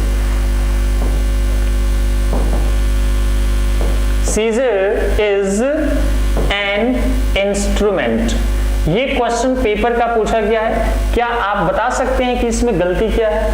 इसको कैसे सही करना चाहिए हमें? सीजर इज एन इंस्ट्रूमेंट, ये क्वेश्चन पेपर का पूछा गया है। Can you tell me whether this is right or wrong? Very good, very good, सबका आंसर सही आ रहा है, बहुत अच्छी बात है। गलत हो गया, रीजन ये क्योंकि हमें पता है सर सीजर तो होता ही नहीं है। अब याद करो, मैंने अभी आपसे क्या कहा कि अगर आप सीजर वर्ड बोलते हो, मेरे ख्याल से आप में से बोलते होंगे बहुत सारे लोग, तो आप उसी भरोसे इस क्वेश्चन को अटेम्प्ट करोगे, और अगर अटेम्प्ट करोगे तो आपको लगे ठीक तो है यार, सीजर वर्ड होता है, आप इसमें करोगे नो एरर, लेकिन गलती हो जाएगी। तो आपको अब क्या याद रखनी है बात, सीजर्स होता है। तो यहां पर हम क्या करेंगे, सीजर को चेंज करके सीजर्स कर देंगे, क्योंकि मैंने एक वर्ड यहां पर लिख दिया है कि स्पेलिंग इज नॉट चेंज्ड, जो इसकी एक्चुअल स्पेलिंग है चेंज नहीं, और साथ ही साथ ये प्लूरल होता है, इसलिए इसकी जगह क्या आ जाएगा, आर। ठीक है, तो ऐसे कौन कौन से वर्ड होते हैं सर जो ज्वाइंट कॉम्प्लीमेंट्री होते हैं? तो एक एग्जांपल है सीजर का, दूसरा देखो जीन्स, जीन्स में भी कितने पार्ट्स होते हैं, 2। पैंट्स में देखो कितने पार्ट्स होते हैं, 2। हम पैंट्स बोलते ही नहीं है, हम क्या बोलते हैं, पैंट, गलत हो जाएगा। अच्छा, आप एक वर्ड और भी देखो, लेगिंग्स, लेगिंग्स में भी टोटल कितने पार्ट्स होते हैं, 2। एक वर्ड आपने और भी सुना होगा, जेगिंग्स, जेगिंग्स में भी टोटल कितने पार्ट्स होते हैं, 2। अच्छा, आपने ये भी सुना होगा स्पेक्टेकल्स, चश्मा, कितने पार्ट्स होते हैं, 2। गॉगल्स, गूगल नहीं लिख रहा हूं, गॉगल्स है, ठीक है, ये भी चश्मा होता है, बड़े बड़े होते हैं। फिर एक होता है ग्लासेस, इसमें भी 2 पार्ट्स होते हैं। एक वर्ड होता है ग्लेयर्स, ग्लेयर्स भी क्या होता है, चश्मे, ये सारे चश्मे की वैरायटी है, ठीक है, ये सारे क्या है, चश्मे की वैरायटी है। सबके कितने पार्ट्स होते हैं, 2 पार्ट्स होते हैं। स्लीव्स, बिल्कुल ठीक है। अच्छा, एक वर्ड और भी मैं लिखता हूं यहां पर, आपने शायद बच्चे पता है क्या कहते हैं कि सर ये तो इंग्लिश वर्ड ही नहीं है, हम हिंदुस्तानी हैं, हमारे यहाँ अंग्रेजों ने 350 साल राज किया, तो हमारी इंग्लिश हिंदी खराब करके चले गए, क्योंकि वो बहुत खराब हिंदी बोलते हैं, हम तुम्हें माफ नहीं करेगा, हम तुम्हें अपने घर नहीं बुलाएगा, ऐसे करके वो हिंदी बोलते हैं, तो वो हमारी हिंदी खराब करके चले गए। हम हिंदुस्तानी पिछले 75 साल से हम बदला ले रहे हैं, हम उनकी इंग्लिश खराब कर रहे हैं। कैसे खराब कर रहे हैं? पहली बात, सबसे पहले तो हम कहते हैं पैजामाज वर्ड ही नहीं मानते हैं कि ये इंग्लिश का वर्ड है, हम क्या बोलते हैं, पजामा बोलते हो आप लोग, हम क्या बोलते हैं, पजामा। और कुछ लड़कियां, कुछ गर्ल्स इतनी खतरनाक होती हैं जो इस इंग्लिश वर्ड की भी स्त्रीलिंग बना देती हैं, कहते हैं पजामी। अब आप सोचो, वो अंग्रेज आएंगे, देखेंगे यार ये इंग्लिश का हाल किया है, हम कहेंगे सर हमने बदला लिया है ना। तो पजामा यार एक इंग्लिश वर्ड है ना, पैजामाज होता है, आप क्या बना रहे हो, पजामी, उसका स्त्रीलिंग, तो ये गलत बात है, ऐसे बिल्कुल हम नहीं करेंगे, ठीक है। थोड़ा सा इन सब वर्ड का ख्याल रखेंगे, पजामी नहीं होता है, पैजामाज होता है, ट्राउजर्स होता है, ठीक है। तो हम क्या लिखेंगे, ट्राउजर्स, ठीक है, ट्राउजर्स होता है। तो हाँ, थोड़ा सा ख्याल रखना होगा, ताकि इस तरह से ज्वाइंट है नहीं, पजामास ज्वाइंट नहीं होते हैं, पजामास तो मेरे ख्याल से ज्वाइंट्स ही होते हैं। नहीं शैलेंद्र, पहले ये देखो कि मैंने ज्वाइंट लिखा है, क्या सॉक्स जुड़े हुए होते हैं? सॉक्स तो बेचारे अलग अलग होते हैं, है ना। ग्लव्स में भी तो अलग अलग होते हैं ना श्वेता, ग्लव्स जोड़े हुए थोड़ी ना होते हैं, अलग अलग होते हैं। मैंने तो ज्वाइंट वाला लिखा है, यहाँ पर वर्ड का ख्याल करो, मैंने क्या लिखा है, ज्वाइंट, ज्वाइंट कॉम्प्लीमेंट्री, जुड़े हुए होते हैं जो, ठीक है। मैंने इजी किया है ताकि आप लोग को समझ आए। अच्छा, अब हम बात करते हैं सेपरेट कॉम्प्लीमेंट्री पार्ट्स की। तो देखो ये भी प्लूरल होते हैं, ठीक है, इनके साथ भी आप क्या यूज करेंगे, प्लूरल वर्ब का यूज करेंगे, इनके साथ भी प्लूरल वर्ब चाहिए। अब इसके एग्जांपल कौन कौन से हैं? जैसे आप लोगों ने बोला सॉक्स, हमने लिख दिया, हमने लिख दिया ग्लव्स, बिल्कुल होता है, हमने लिख दिया शूज, होते हैं, बिल्कुल ठीक है, हमने यहाँ पर लिख दिया सैंडल्स, ठीक है, सैंडल्स भी होता है, स्लीपर्स भी लिख सकता हूं मैं, कोई दिक्कत नहीं है, ठीक है, मिटन्स भी लिख सकता हूं, MITTENS, मैं यहाँ पर ईयररिंग्स भी लिख सकता हूं, है ना। इन सब में कितने पार्ट्स होते हैं बच्चों? 2 होते हैं, लेकिन सब अलग अलग होते हैं। स्लीव्स तो जुड़े हुए होते हैं ना, चारों स्लीव्स जुड़े हुए हैं, ज्वाइंट है, अलग अलग तो नहीं होंगे ना, अलग अलग नहीं होंगे तो वो ज्वाइंट में है, ठीक है। तो कहने का मतलब ये है कि अब देखो ये सब अलग अलग है, लेकिन कॉम्प्लीमेंट्री है। अगर मान लो एक पैर का जूता गुम हो गया, तो क्या मैं उस जूते को पहनूंगा? पॉसिबल नहीं है। ईयररिंग्स, कान का एक झुमका अगर गुम हो गया तो दूसरा बेकार हो जाएगा। यानी कि मैंने इसको कैटेगराइज किया है कि ये ज्वाइंट है, ये सेपरेट है, होते सारे प्लूरल है। पेपर में क्वेश्चन कैसे पूछा गया है, कुछ एक क्वेश्चन का हम ख्याल करते हैं, मैं यहाँ पर लिख देता हूँ, आप लोग नोट्स बनाते होगे तो तरीके से नोट्स बना लेना, ठीक है। देखो, अगर मैं ये कहूँ शूज, तो कहता है ये गलत है। एक जूते मतलब क्या, ये तो कंप्लीटली डिफरेंट है। नहीं, ग्लव्स कहां लिखा है मैंने दोनों में? मेरे ख्याल से तो ग्लव्स नहीं लिखा है मैंने दोनों में, आप ध्यान से देखो। और शूज कहना ही गलत है भाई, एक है और ये तो प्लूरल होते हैं ना, मैंने क्या लिखा प्लूरल, तो मैं क्या कहूंगा यहाँ पर एक जूते का मतलब मैं क्या कहना चाह रहा हूं, a pair of shoes, a pair of shoes, ये करेक्ट होगा। बात समझ आई, ये करेक्ट होगा। मुझे कहना है दो जूते मैं कह ही नहीं सकता, टू शूज ये कहना ही गलत है। टू शूज का मतलब क्या है, दो कंप्लीट पेयर की बात हो रही है, तो मैं क्या लिखूंगा यहाँ पर टू पेयर्स ऑफ शूज। तो ये बहुत बहुत क्वेश्चन पूछा जाता है ये यहाँ से, टू पेयर्स ऑफ शूज हो जाएगा। ठीक है, अच्छा अब एक हाइपोथेटिकल सिचुएशन, मैं यहाँ से अगली स्लाइड पे चल रहा हूँ, टाइम दे दूंगा स्क्रीनशॉट लेने का। एक हाइपोथेटिकल सिचुएशन मैं बता रहा हूँ, दीपा 1 मिनट वेट करो। एक हाइपोथेटिकल सिचुएशन, मान लो आप मेट्रो से जा रहे हो कहीं पे क्लास लेने, चाहे कहीं कुछ भी करने जा रहे हो, और आपका एक पैर का जूता निकल के ट्रैक पे गिर गया। सब रिपीट करूंगा, ध्यान से सुनो। एक पैर का एक जूता निकल के ट्रैक पे गिर गया, तो आप अपने पापा से क्या बोलोगे, पापा जूते निकल गए, शूज गिर गए। तब तो आपको वहां पर रिप्रेजेंट करना होगा ना कि यार एक पैर का जूता, एक तो कैसे करेंगे, मैंने तो आपको लिखा है शूज होता है ना, दोनों का। तो एक का अगर मुझे कहना है यस, उस कंडीशन में आप ये लिख सकते हो शू। ये क्या होता है, एक पैर का एक जूता, ये होता है। और तब ये क्या हो जाता है, ये सिंगुलर हो जाएगा। ये क्या होगा बच्चों, सिंगुलर हो जाता है। लॉजिक समझ आ रहा है, इंग्लिश में हर तरह से लॉजिक होता है, बस जबरदस्ती किसी चीज की नहीं होनी चाहिए। एक पैर का जूता निकल गया, हम कहेंगे शू गिर गया, अगर दोनों गिर गए तो शूज गिर गए, है ना। तो चलो फाइनल एक क्वेश्चन मैं आपसे पूछता हूं, आपने अपनी लाइफ में कभी इस तरह का नाम देखा है कि नहीं देखा है, सोच के बताना।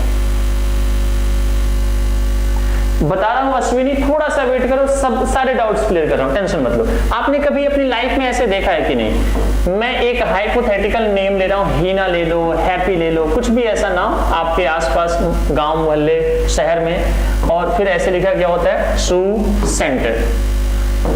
कभी ऐसे देखा है कि नहीं देखा है, हिंदी में भी या इंग्लिश में, किसने किसने देखा है। नाम कोई भी ले सकते हैं ना, नाम तो कोई भी, नाम तो कुछ भी हो सकता है। मेरा मोटिव ये है कि ये आपने देखा है कि नहीं, हैप्पी शू सेंटर, जो भी है ऐसे ऐसे करके, ठीक है, सुना होगा। मैंने भी देखा है, मैंने भी सुना है। तो मैं कहूंगा आप उस दुकान पे कुछ भी खरीदने मत जाना।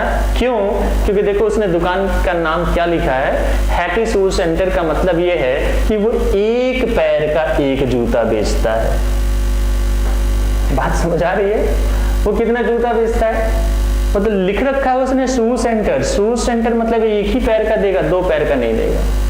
तो वहां से जूते खरीदने मत जाना। जूते अगर खरीदने हैं तो जिसमें शूज लिख रखे हैं वहां से जाकर के जूते आपको लेके आने हैं। बात समझ आ रही है, हाँ। तो ये शू गलत है, क्या होना चाहिए था यहाँ पर, शूज सेंटर। भाई क्यों जाएंगे, लॉजिक है ना कि एक थोड़ी ना पहनना है, मुझे दो पहनने पूरे कंप्लीट, ठीक है, थोड़ा सा ख्याल रखेंगे। चलो, जिसके जो भी डाउट्स थे क्लियर कर रहा हूं। मैंने ये कहा और शूज नहीं होता है, क्यों, क्योंकि शूज जो होता है वो प्लूरल होता है और ए जो है वो सिंगुलर है, तो ये तो गलत ही हो गया।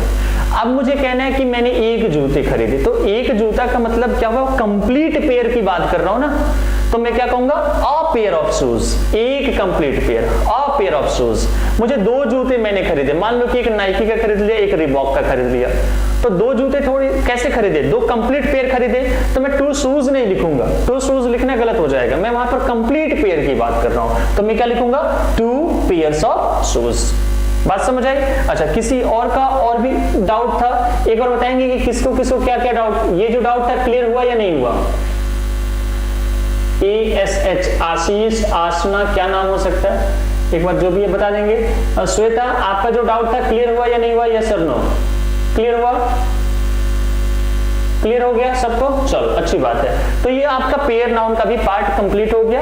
आप इयररिंग्स के ऊपर मैंने लिखा है मिटेंस, चलो मैं मिटेंस बताता हूँ। मिटेंस क्या होता है, ये लड़कियों के दस्ताने होते हैं जो मोस्टली चर्च वगैरह में आपने देखा होगा, यहाँ तक होते हैं, वो यहाँ तक, और नेट वाले होते हैं, ब्लैक एंड व्हाइट मोस्टली देखने को मिलता है, यहीं तक होते हैं वो नेट वाले, उसे हम कहते हैं मिटेंस, ठीक है। और यहाँ पर है देखो, एक है ग्लेयर्स।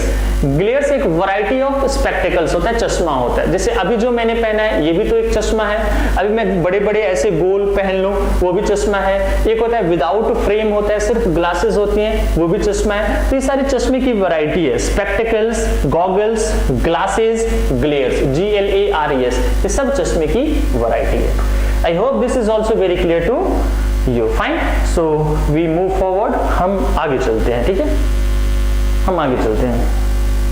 एक काम करते हैं बच्चों, किसी को ये भी लिखना हो तो लिख लेना।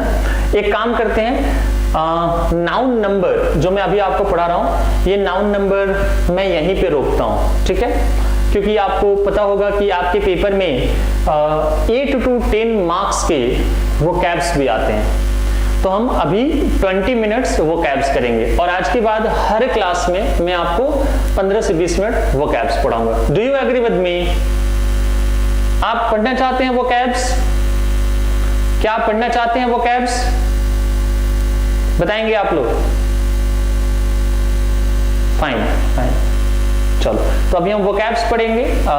वो सारे वोकैब्स में अभी आपको, देखो मैंने यही कहा था धीरे धीरे क्लास में हम अपने प्रॉपर फॉर्म में हम लोग आ जाएंगे, क्या पढ़ना है, कैसे पढ़ना है, सारी चीजें। ठीक है, तो वोकैब्स में आप अपने हिसाब से जो भी दिल करे नोटबुक लेके बैठे हो, लिखते भी रहना, क्योंकि यहाँ पर अब सिर्फ स्क्रीनशॉट लेकर के नहीं होगा। अगर आप नोटबुक डिफरेंट करते हो तो बहुत अच्छी बात होगी। ठीक है, चलो आप नोटबुक लेके बैठना। हो सकता है कि मैं यहां पर मीनिंग वर्बली बोल दूं तो आप लोग, मैं इसीलिए वो पढ़ा रहा हूं। ठीक है, बिल्कुल आप लोगों को टेंशन नहीं लेनी, आपको बस ये काम करना है कि रिवीजन करना है। मैं वही पढ़ाऊंगा इन टोटो वही पढ़ाऊंगा जो पेपर में आएगा। ये मेरा चैलेंज है। ठीक है, ठीक है। सबसे पहली बात, आपने ये वर्ड सुना होगा, सारे बच्चे एक बार आंसर करेंगे। एक वर्ड सुना होगा आपने, डेली। एक मिनट रुक जाओ, थोड़ा सा डिफरेंट कर देता हूं मैं। एक वर्ड आपने सुना होगा daily, DAILY, you know it very well. Daily का मतलब क्या होता है? रोज, है ना, रोज या प्रतिदिन, जो भी आप यूज करते हो। ठीक है, और चलो अब एक दूसरा वर्ड मैं आपको बता रहा हूं, एवरीडे। ठीक है, ये भी आपने सुना होगा, प्रतिदिन। फिल अप द ब्लैंक्स में पूछा गया है आपके पेपर में। अब क्या पूछा गया है वो क्वेश्चन हम देखेंगे बाद में, लेकिन उस क्वेश्चन का मेन मोटिव मैं आपको बताता हूं क्या पूछा गया है। आपसे ये जानना चाहता है what is the difference, daily और एवरीडे में क्या अंतर होता है। मेरे ख्याल से आपने सोचा भी नहीं होगा कि अच्छा इसमें भी अंतर होता है क्या। आपका दिमाग ही नहीं गया होगा यहां तक। Don't you think so? है किसी को पता डेली और एवरीडे में अंतर क्या होता है? नहीं मालूम होगा। अंडरस्टिमेट नहीं कर रहा हूं, ठीक है सोनी। डेली रोज, एवरीडे हर रोज। तो रोज और हर रोज में अंतर बता दो मुझे। एवरीडे में एक एक करके बात कर, नहीं नहीं नहीं, किसी का भी आंसर नहीं आया। और अगर आप आंसर दे भी रहे हो ना तो तुक्के मार रहे हो और कुछ नहीं कर रहे हो, ये तुक्का है। नहीं, ये भी नहीं। चलो अब मेरी बात सुनो ध्यान से, मैं कुछ बातें आपसे पूछूंगा, जवाब देते रहना। मैं ऐसे ही पढ़ाऊंगा ताकि याद करने की जरूरत ना पड़े। डेली रूटीन गलत है। आप जो आंसर आप लोग कर रहे हो ना, आप लोग खुद अपने आंसर से सेटिस्फाइड ना हो। चलो मैं जिन जिन बच्चों ने आंसर किया है, मैं अगर उनसे ये कहूं कि चलो ठीक है आपने जो आंसर किया ना ठीक है, अब मैं इसका डिफरेंस नहीं बता रहा हूं, आप घबरा जाओगे। नहीं नहीं सर बता दो, वो तो हम तुक्के लगा रहे थे। ठीक है, सुनो ध्यान से, छोड़ दो सारी बात। देखो कुछ बातें मैं पूछ रहा हूं, आंसर दिल करे तो आंसर कर देना। एक दिन में कितनी बार हम खाना खाते हैं? शायद 2 बार, 3 बार। मैं 3 बार खाता हूं। मेरे ख्याल से आप भी नहीं, अब मत लगाओ तुक्के, मत लगाओ आप लोग, तुक्के मत लगाओ, आप लोग नहीं पहुंच पाओगे वहां तक, आंसर तक। ठीक है, मत लगाओ तुक्के। एक दिन में हम 3 बार 4 बार खाना खाते हैं, ठीक है। दूसरा, हम एक दिन में कितनी बार कपड़े चेंज करते हैं? सब कम से कम 2 बार तो करते ही हैं। अब जैसे मैं ये पहन के पढ़ाने आया हूं, तब मैं घर जाकर के इसे चेंज करूंगा? ठीक है, अपने दूसरे कपड़े पहन के सो जाऊंगा, तो कम से कम हर बंदा 2 बार तो कपड़े चेंज करता होगा।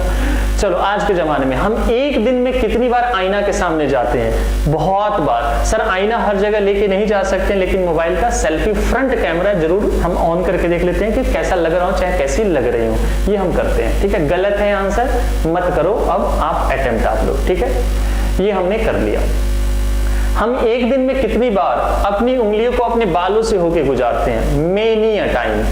लड़के ऐसे और लड़कियां ऐसे करती हैं ये बहुत बार। ठीक है, अब दूसरा सवाल, घर में अगर न्यूज़पेपर आता होगा तो कितनी बार आता है? अब आंसर करते जाओ। घर में न्यूज़पेपर कितनी बार आता है? एक बार बता दो सारे बच्चे, आंसर करते जाओ। घर में कितनी बार? नहीं, 1 बार या 2 बार, ये आंसर करो। डेली एवरीडे का तो आंसर ही नहीं चाहिए मुझे। घर में कितनी बार आता है न्यूज़पेपर? 1 बार। Very good. अगर स्कूल और कॉलेज आपका ओपन है, सपोज हाइपोथेटिकली मान लो, तो आप एक दिन में कितनी बार स्कूल जाते हो, कितनी बार कॉलेज जाते हो? 1 बार, है ना? कितना आसान है। तो जो काम एक दिन में 1 बार हो दैट इज कॉल्ड डेली।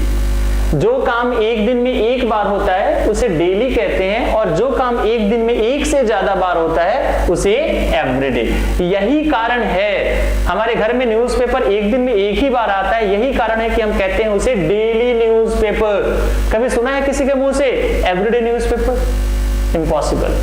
तो जो काम एक दिन में 1 बार हो दैट इज कॉल्ड डेली, और 1 से ज्यादा बार हो एवरीडे। क्वेश्चन क्या आया था सुनो, मैं लिख देता हूं यहां पर, वंस इन अ डे जो 1 बार हो, और everyday more then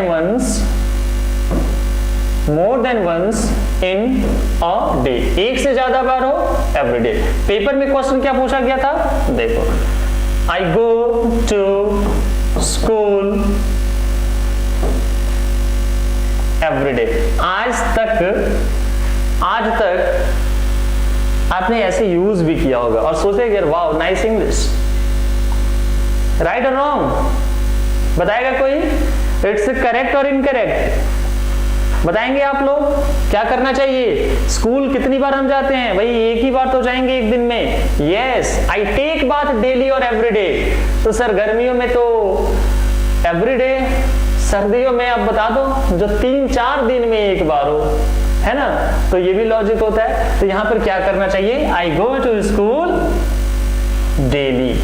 very good, I go to school daily. तो ये एक वर्ड याद रखना अपने हिसाब से। दूसरा वर्ड, आपने एक वर्ड सुना होगा सजेशन, ये होता है सलाह, और एक वर्ड और भी सुना होगा एडवाइस, ये भी होता है सलाह। अब फिर इसमें अंतर बताओ, इसमें अंतर बताओ। नहीं बता पाओगे, फिर से अंडरस्टिमेट नहीं कर रहा हूं, बुरा मत मानना मेरी बातों का, मैं ऐसे बोल देता हूं, ठीक है? अगर आप में से कोई बच्चा बताएगा तो मुझे डेफिनेटली खुशी होगी कि हाँ आप लोग बता पा रहे हैं। तो सजेशन और एडवाइस में मुझे पता था श्रद्धा का आंसर, कि ये आंसर कहीं ना कहीं से उड़ता हुआ मेरे पास जरूर आएगा, ठीक है? कि एडवाइस जब कोई मांगता है सलाह, और एडवाइस सलाह देना, नहीं। इंग्लिश की कसम खा लो आप लोग कि हम गंदी इंग्लिश नहीं बोलेंगे, नहीं यूज करेंगे, बिल्कुल कसम खा लो। Advice is considered formal, not at all. Suggestion में गिवन बाय, बिल्कुल भी नहीं है, बिल्कुल सजेशन बिल्कुल भी नहीं है, एडवाइस नहीं है सर, सजेशन ग्रुप बिल्कुल भी नहीं है, बिल्कुल भी नहीं। अल्टीमेटली मुझे ही बताना है नेहा, बिल्कुल भी नहीं। चलो सुनो, अब अपने हिसाब से नोट्स बना लेना, मैं कुछ लिखूंगा नहीं, मैं बता देता हूँ। Advice is always given by an expert, but suggestion can be given by anyone. Suggestion किसी के भी द्वारा दिया जाता है, लेकिन एडवाइस वही देता है जो एक्सपर्ट हो। मान लो मैं बीमार हुआ, है ना, डॉक्टर के गया, तो डॉक्टर ने कहा बेटा ये तुम्हें ये बीमारी, ये 4 चीजें नहीं खानी है, and this is my advice और suggestion. What's it guys? This is my advice और सजेशन। डॉक्टर क्या कहेगा? ये 4 चीजें नहीं खानी है, ये मेरी एडवाइस है या सजेशन है? क्या है? यस, एडवाइस है। लेकिन आपको पता होगा कि डॉक्टर 4 चीज खाना खाने से मना करता है, 4 चीज खाने से, और जब हम घर पे वापस लौटते हैं ना तो वो 4 चीजें बढ़ के 10 हो जाती है। मम्मी कहती है ये भी मत खा, वो भी मत खा, ये कर वो कर, बात समझ रहे हो? और फिर कहती है 10 चीजें तुझे नहीं खानी है, ये मेरी एडवाइस है या सजेशन है? मम्मी क्या कहेगी? ये मेरी एडवाइस है या सजेशन है? क्या कहेगी? वेरी गुड, तो वो क्या हो जाएगा? सजेशन। मैं अगर आपसे कहता हूं कि आपको अगर सिलेक्शन चाहिए तो आपको रिवीजन करना है, दिस इज माय एडवाइस और सजेशन, तो आपको ठीक है सर आप इंग्लिश पढ़ाते हो सकता है आप एक्सपर्ट हो गए, तो this is my advice. So this is the basic difference point, आप अपने हिसाब से लिख लो।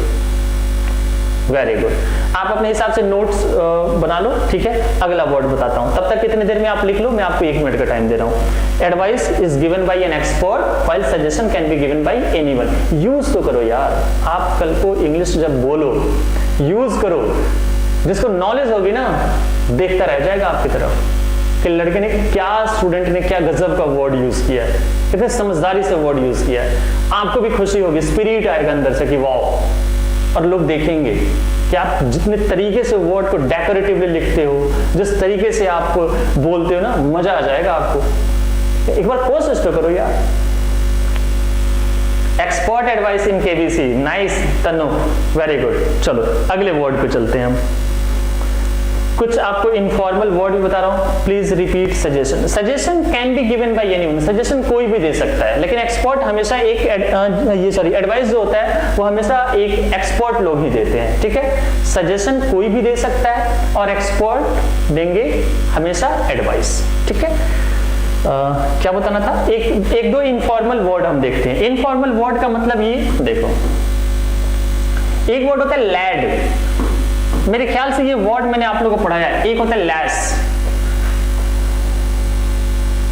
नहीं मैं इंग्लिश स्पीकिंग, मैं खुद ही अंग्रेजी कम बोलता हूँ, मैं खुद बोलने से घबराता हूँ, स्पोकन नहीं कराता हूँ, नहीं आती मुझे स्पोकन, थोड़ी सी नॉलेज है ग्रामर वगैरह की,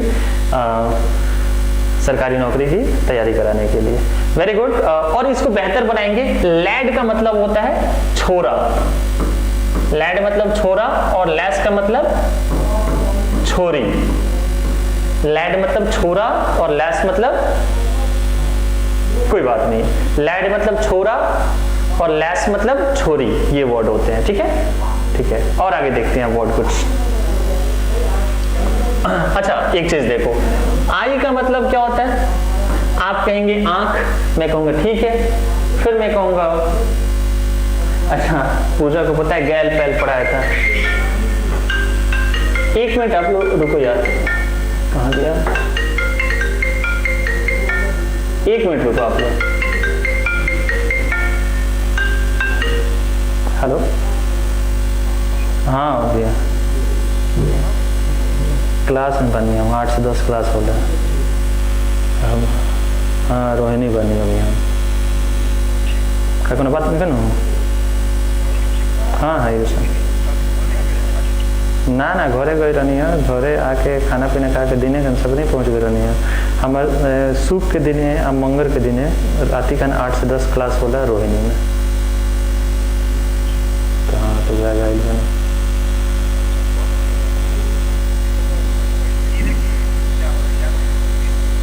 बाटे बाटे बाटे हमारा, तो हम खुद घर पहुँच कर दें कभी कल,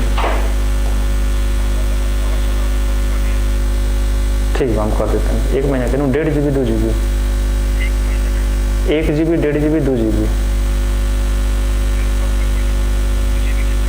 देखेगा पड़े तो मैं जियो वाला में नो, ठीक है हम पहुँच, हम इतनी करते हैं, ठीक है ना कोई दिक्कत नहीं, ठीक।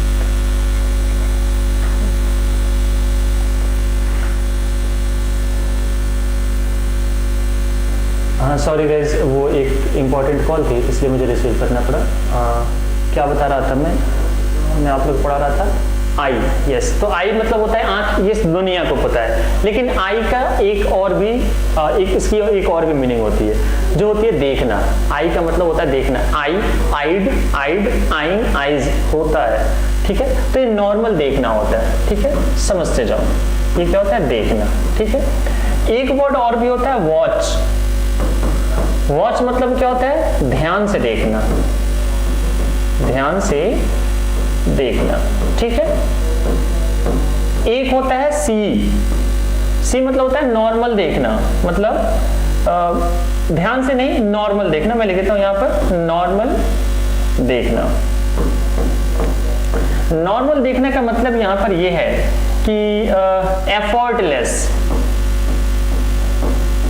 एफर्टलेस मतलब बिना सावधानी पूर्वक नहीं देखना, बस ऐसे ही देख लेना, ठीक है।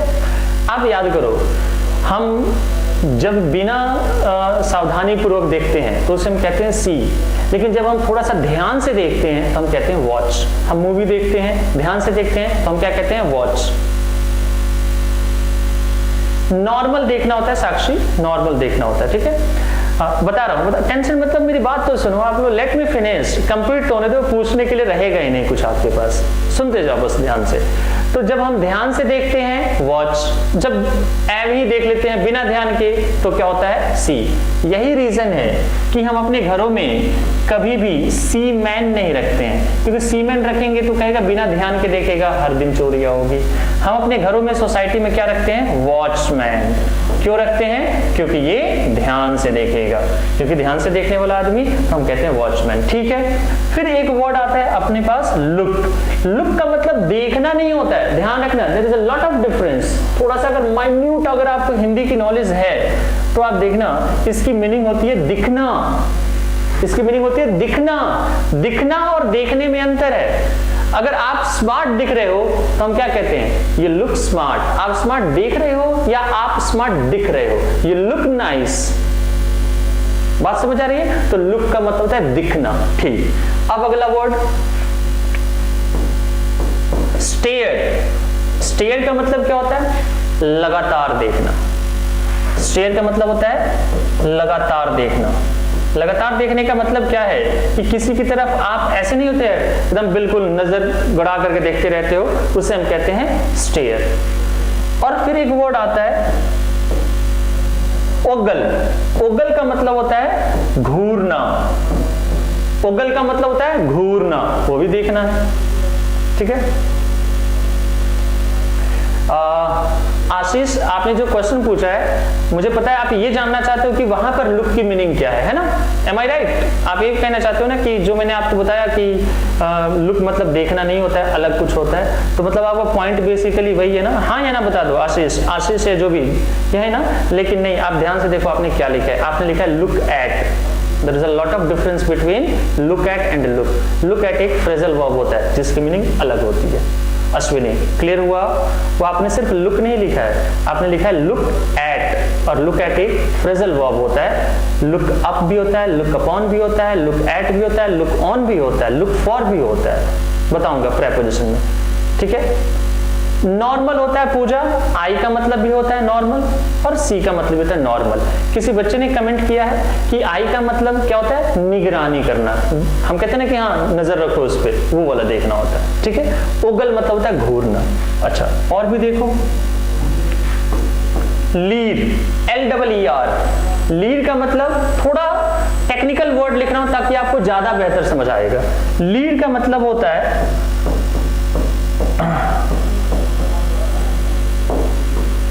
लीड का मतलब है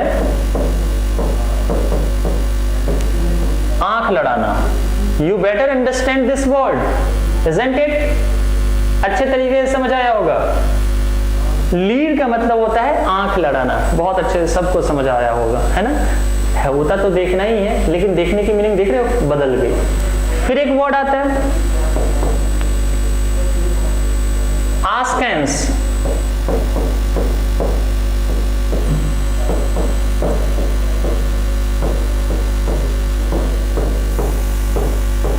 आंख फाड़ कर देखना, ये भी वर्ड समझ के आ गया होगा। आंख फाड़ कर देखना, ठीक है, ये होता है एस्केंस। एक वर्ड होता है स्क्विंट। स्क्विंट का मतलब होता है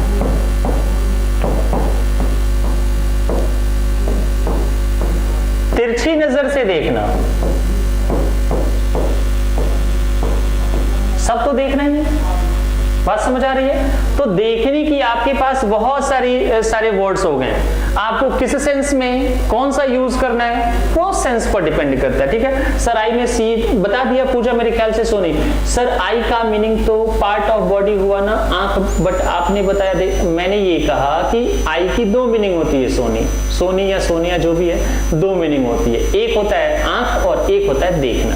कोई भी चीज, कोई भी वर्ड इंग्लिश की दुनिया में सिंगल मीनिंग के लिए नहीं है, एक से ज्यादा उसकी मीनिंग हो सकती है, ठीक है। एक होता है birds eye view. Birds eye view का मतलब होता है सरसरी नजर डालना, सरसरी नजर डालना मतलब फटाफट देख लेना। अभी तो बताया साक्षी अभी बताया मैंने कि सी का मतलब होता है नॉर्मल देखना और आई का मतलब होता है नजर रखना, निगरानी करना। हम कहते हैं ना keep an I on him, उस पर नजर रखो। Keep an I on him मतलब उस पर नजर रखो, इसे हम कहते हैं। तो देखो बच्चों, मैंने आपको आज देखने की बहुत सारे मैंने वर्ड्स बताए। सारे वर्ड याद रखेंगे, ये आपके इडियम्स एंड फ्रेजेस में पूछा गया है, ठीक है। ये पूछा गया लीड कहाँ लिखा गया, LEER ली। ये पूछा गया है एंटोनिम सिनोनिम में पूछा गया, और इसका बहुत ज्यादा यूज होता है कहाँ पर, फ्रेजल वर्ब में। बाकी ये इनमें तो डिफरेंस आपको पता ही है, इजी होते हैं। तो गाइज हमने आज थोड़ा सा,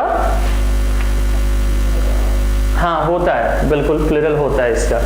तो हमने आज वोकैब्स भी कवर किया, हमने ग्रामर भी कवर किया। अगली क्लास में जब मैं आपसे मिलूंगा तो मैं आपसे कंपाउंड नाउन भी पूछूंगा, नंबर भी पूछूंगा, ये भी पूछूंगा। रिवीजन करना है, नहीं करोगे अगले टॉपिक में प्रॉब्लम हो जाएगी, ठीक है guys. I hope you learn so many things in today's class and you were comfortable enough, है ना। तो मिलते हैं अगली क्लास में। Thank you very much guys, thanks a lot, good night, take care guys, most welcome to everyone. सरसरी नजर डालने का मतलब होता है कि फटाफट ऊपर से कोई चीज देख लेना। जैसे एग्जाम से पहले अगर कुछ फर्रे वगैरह ले जाते हो तो फटाफट देख कर उसे हम कहते हैं, ठीक है। चलो, thank you very much guys, thanks a lot, मिलते हैं अगली क्लास में, थैंक यू।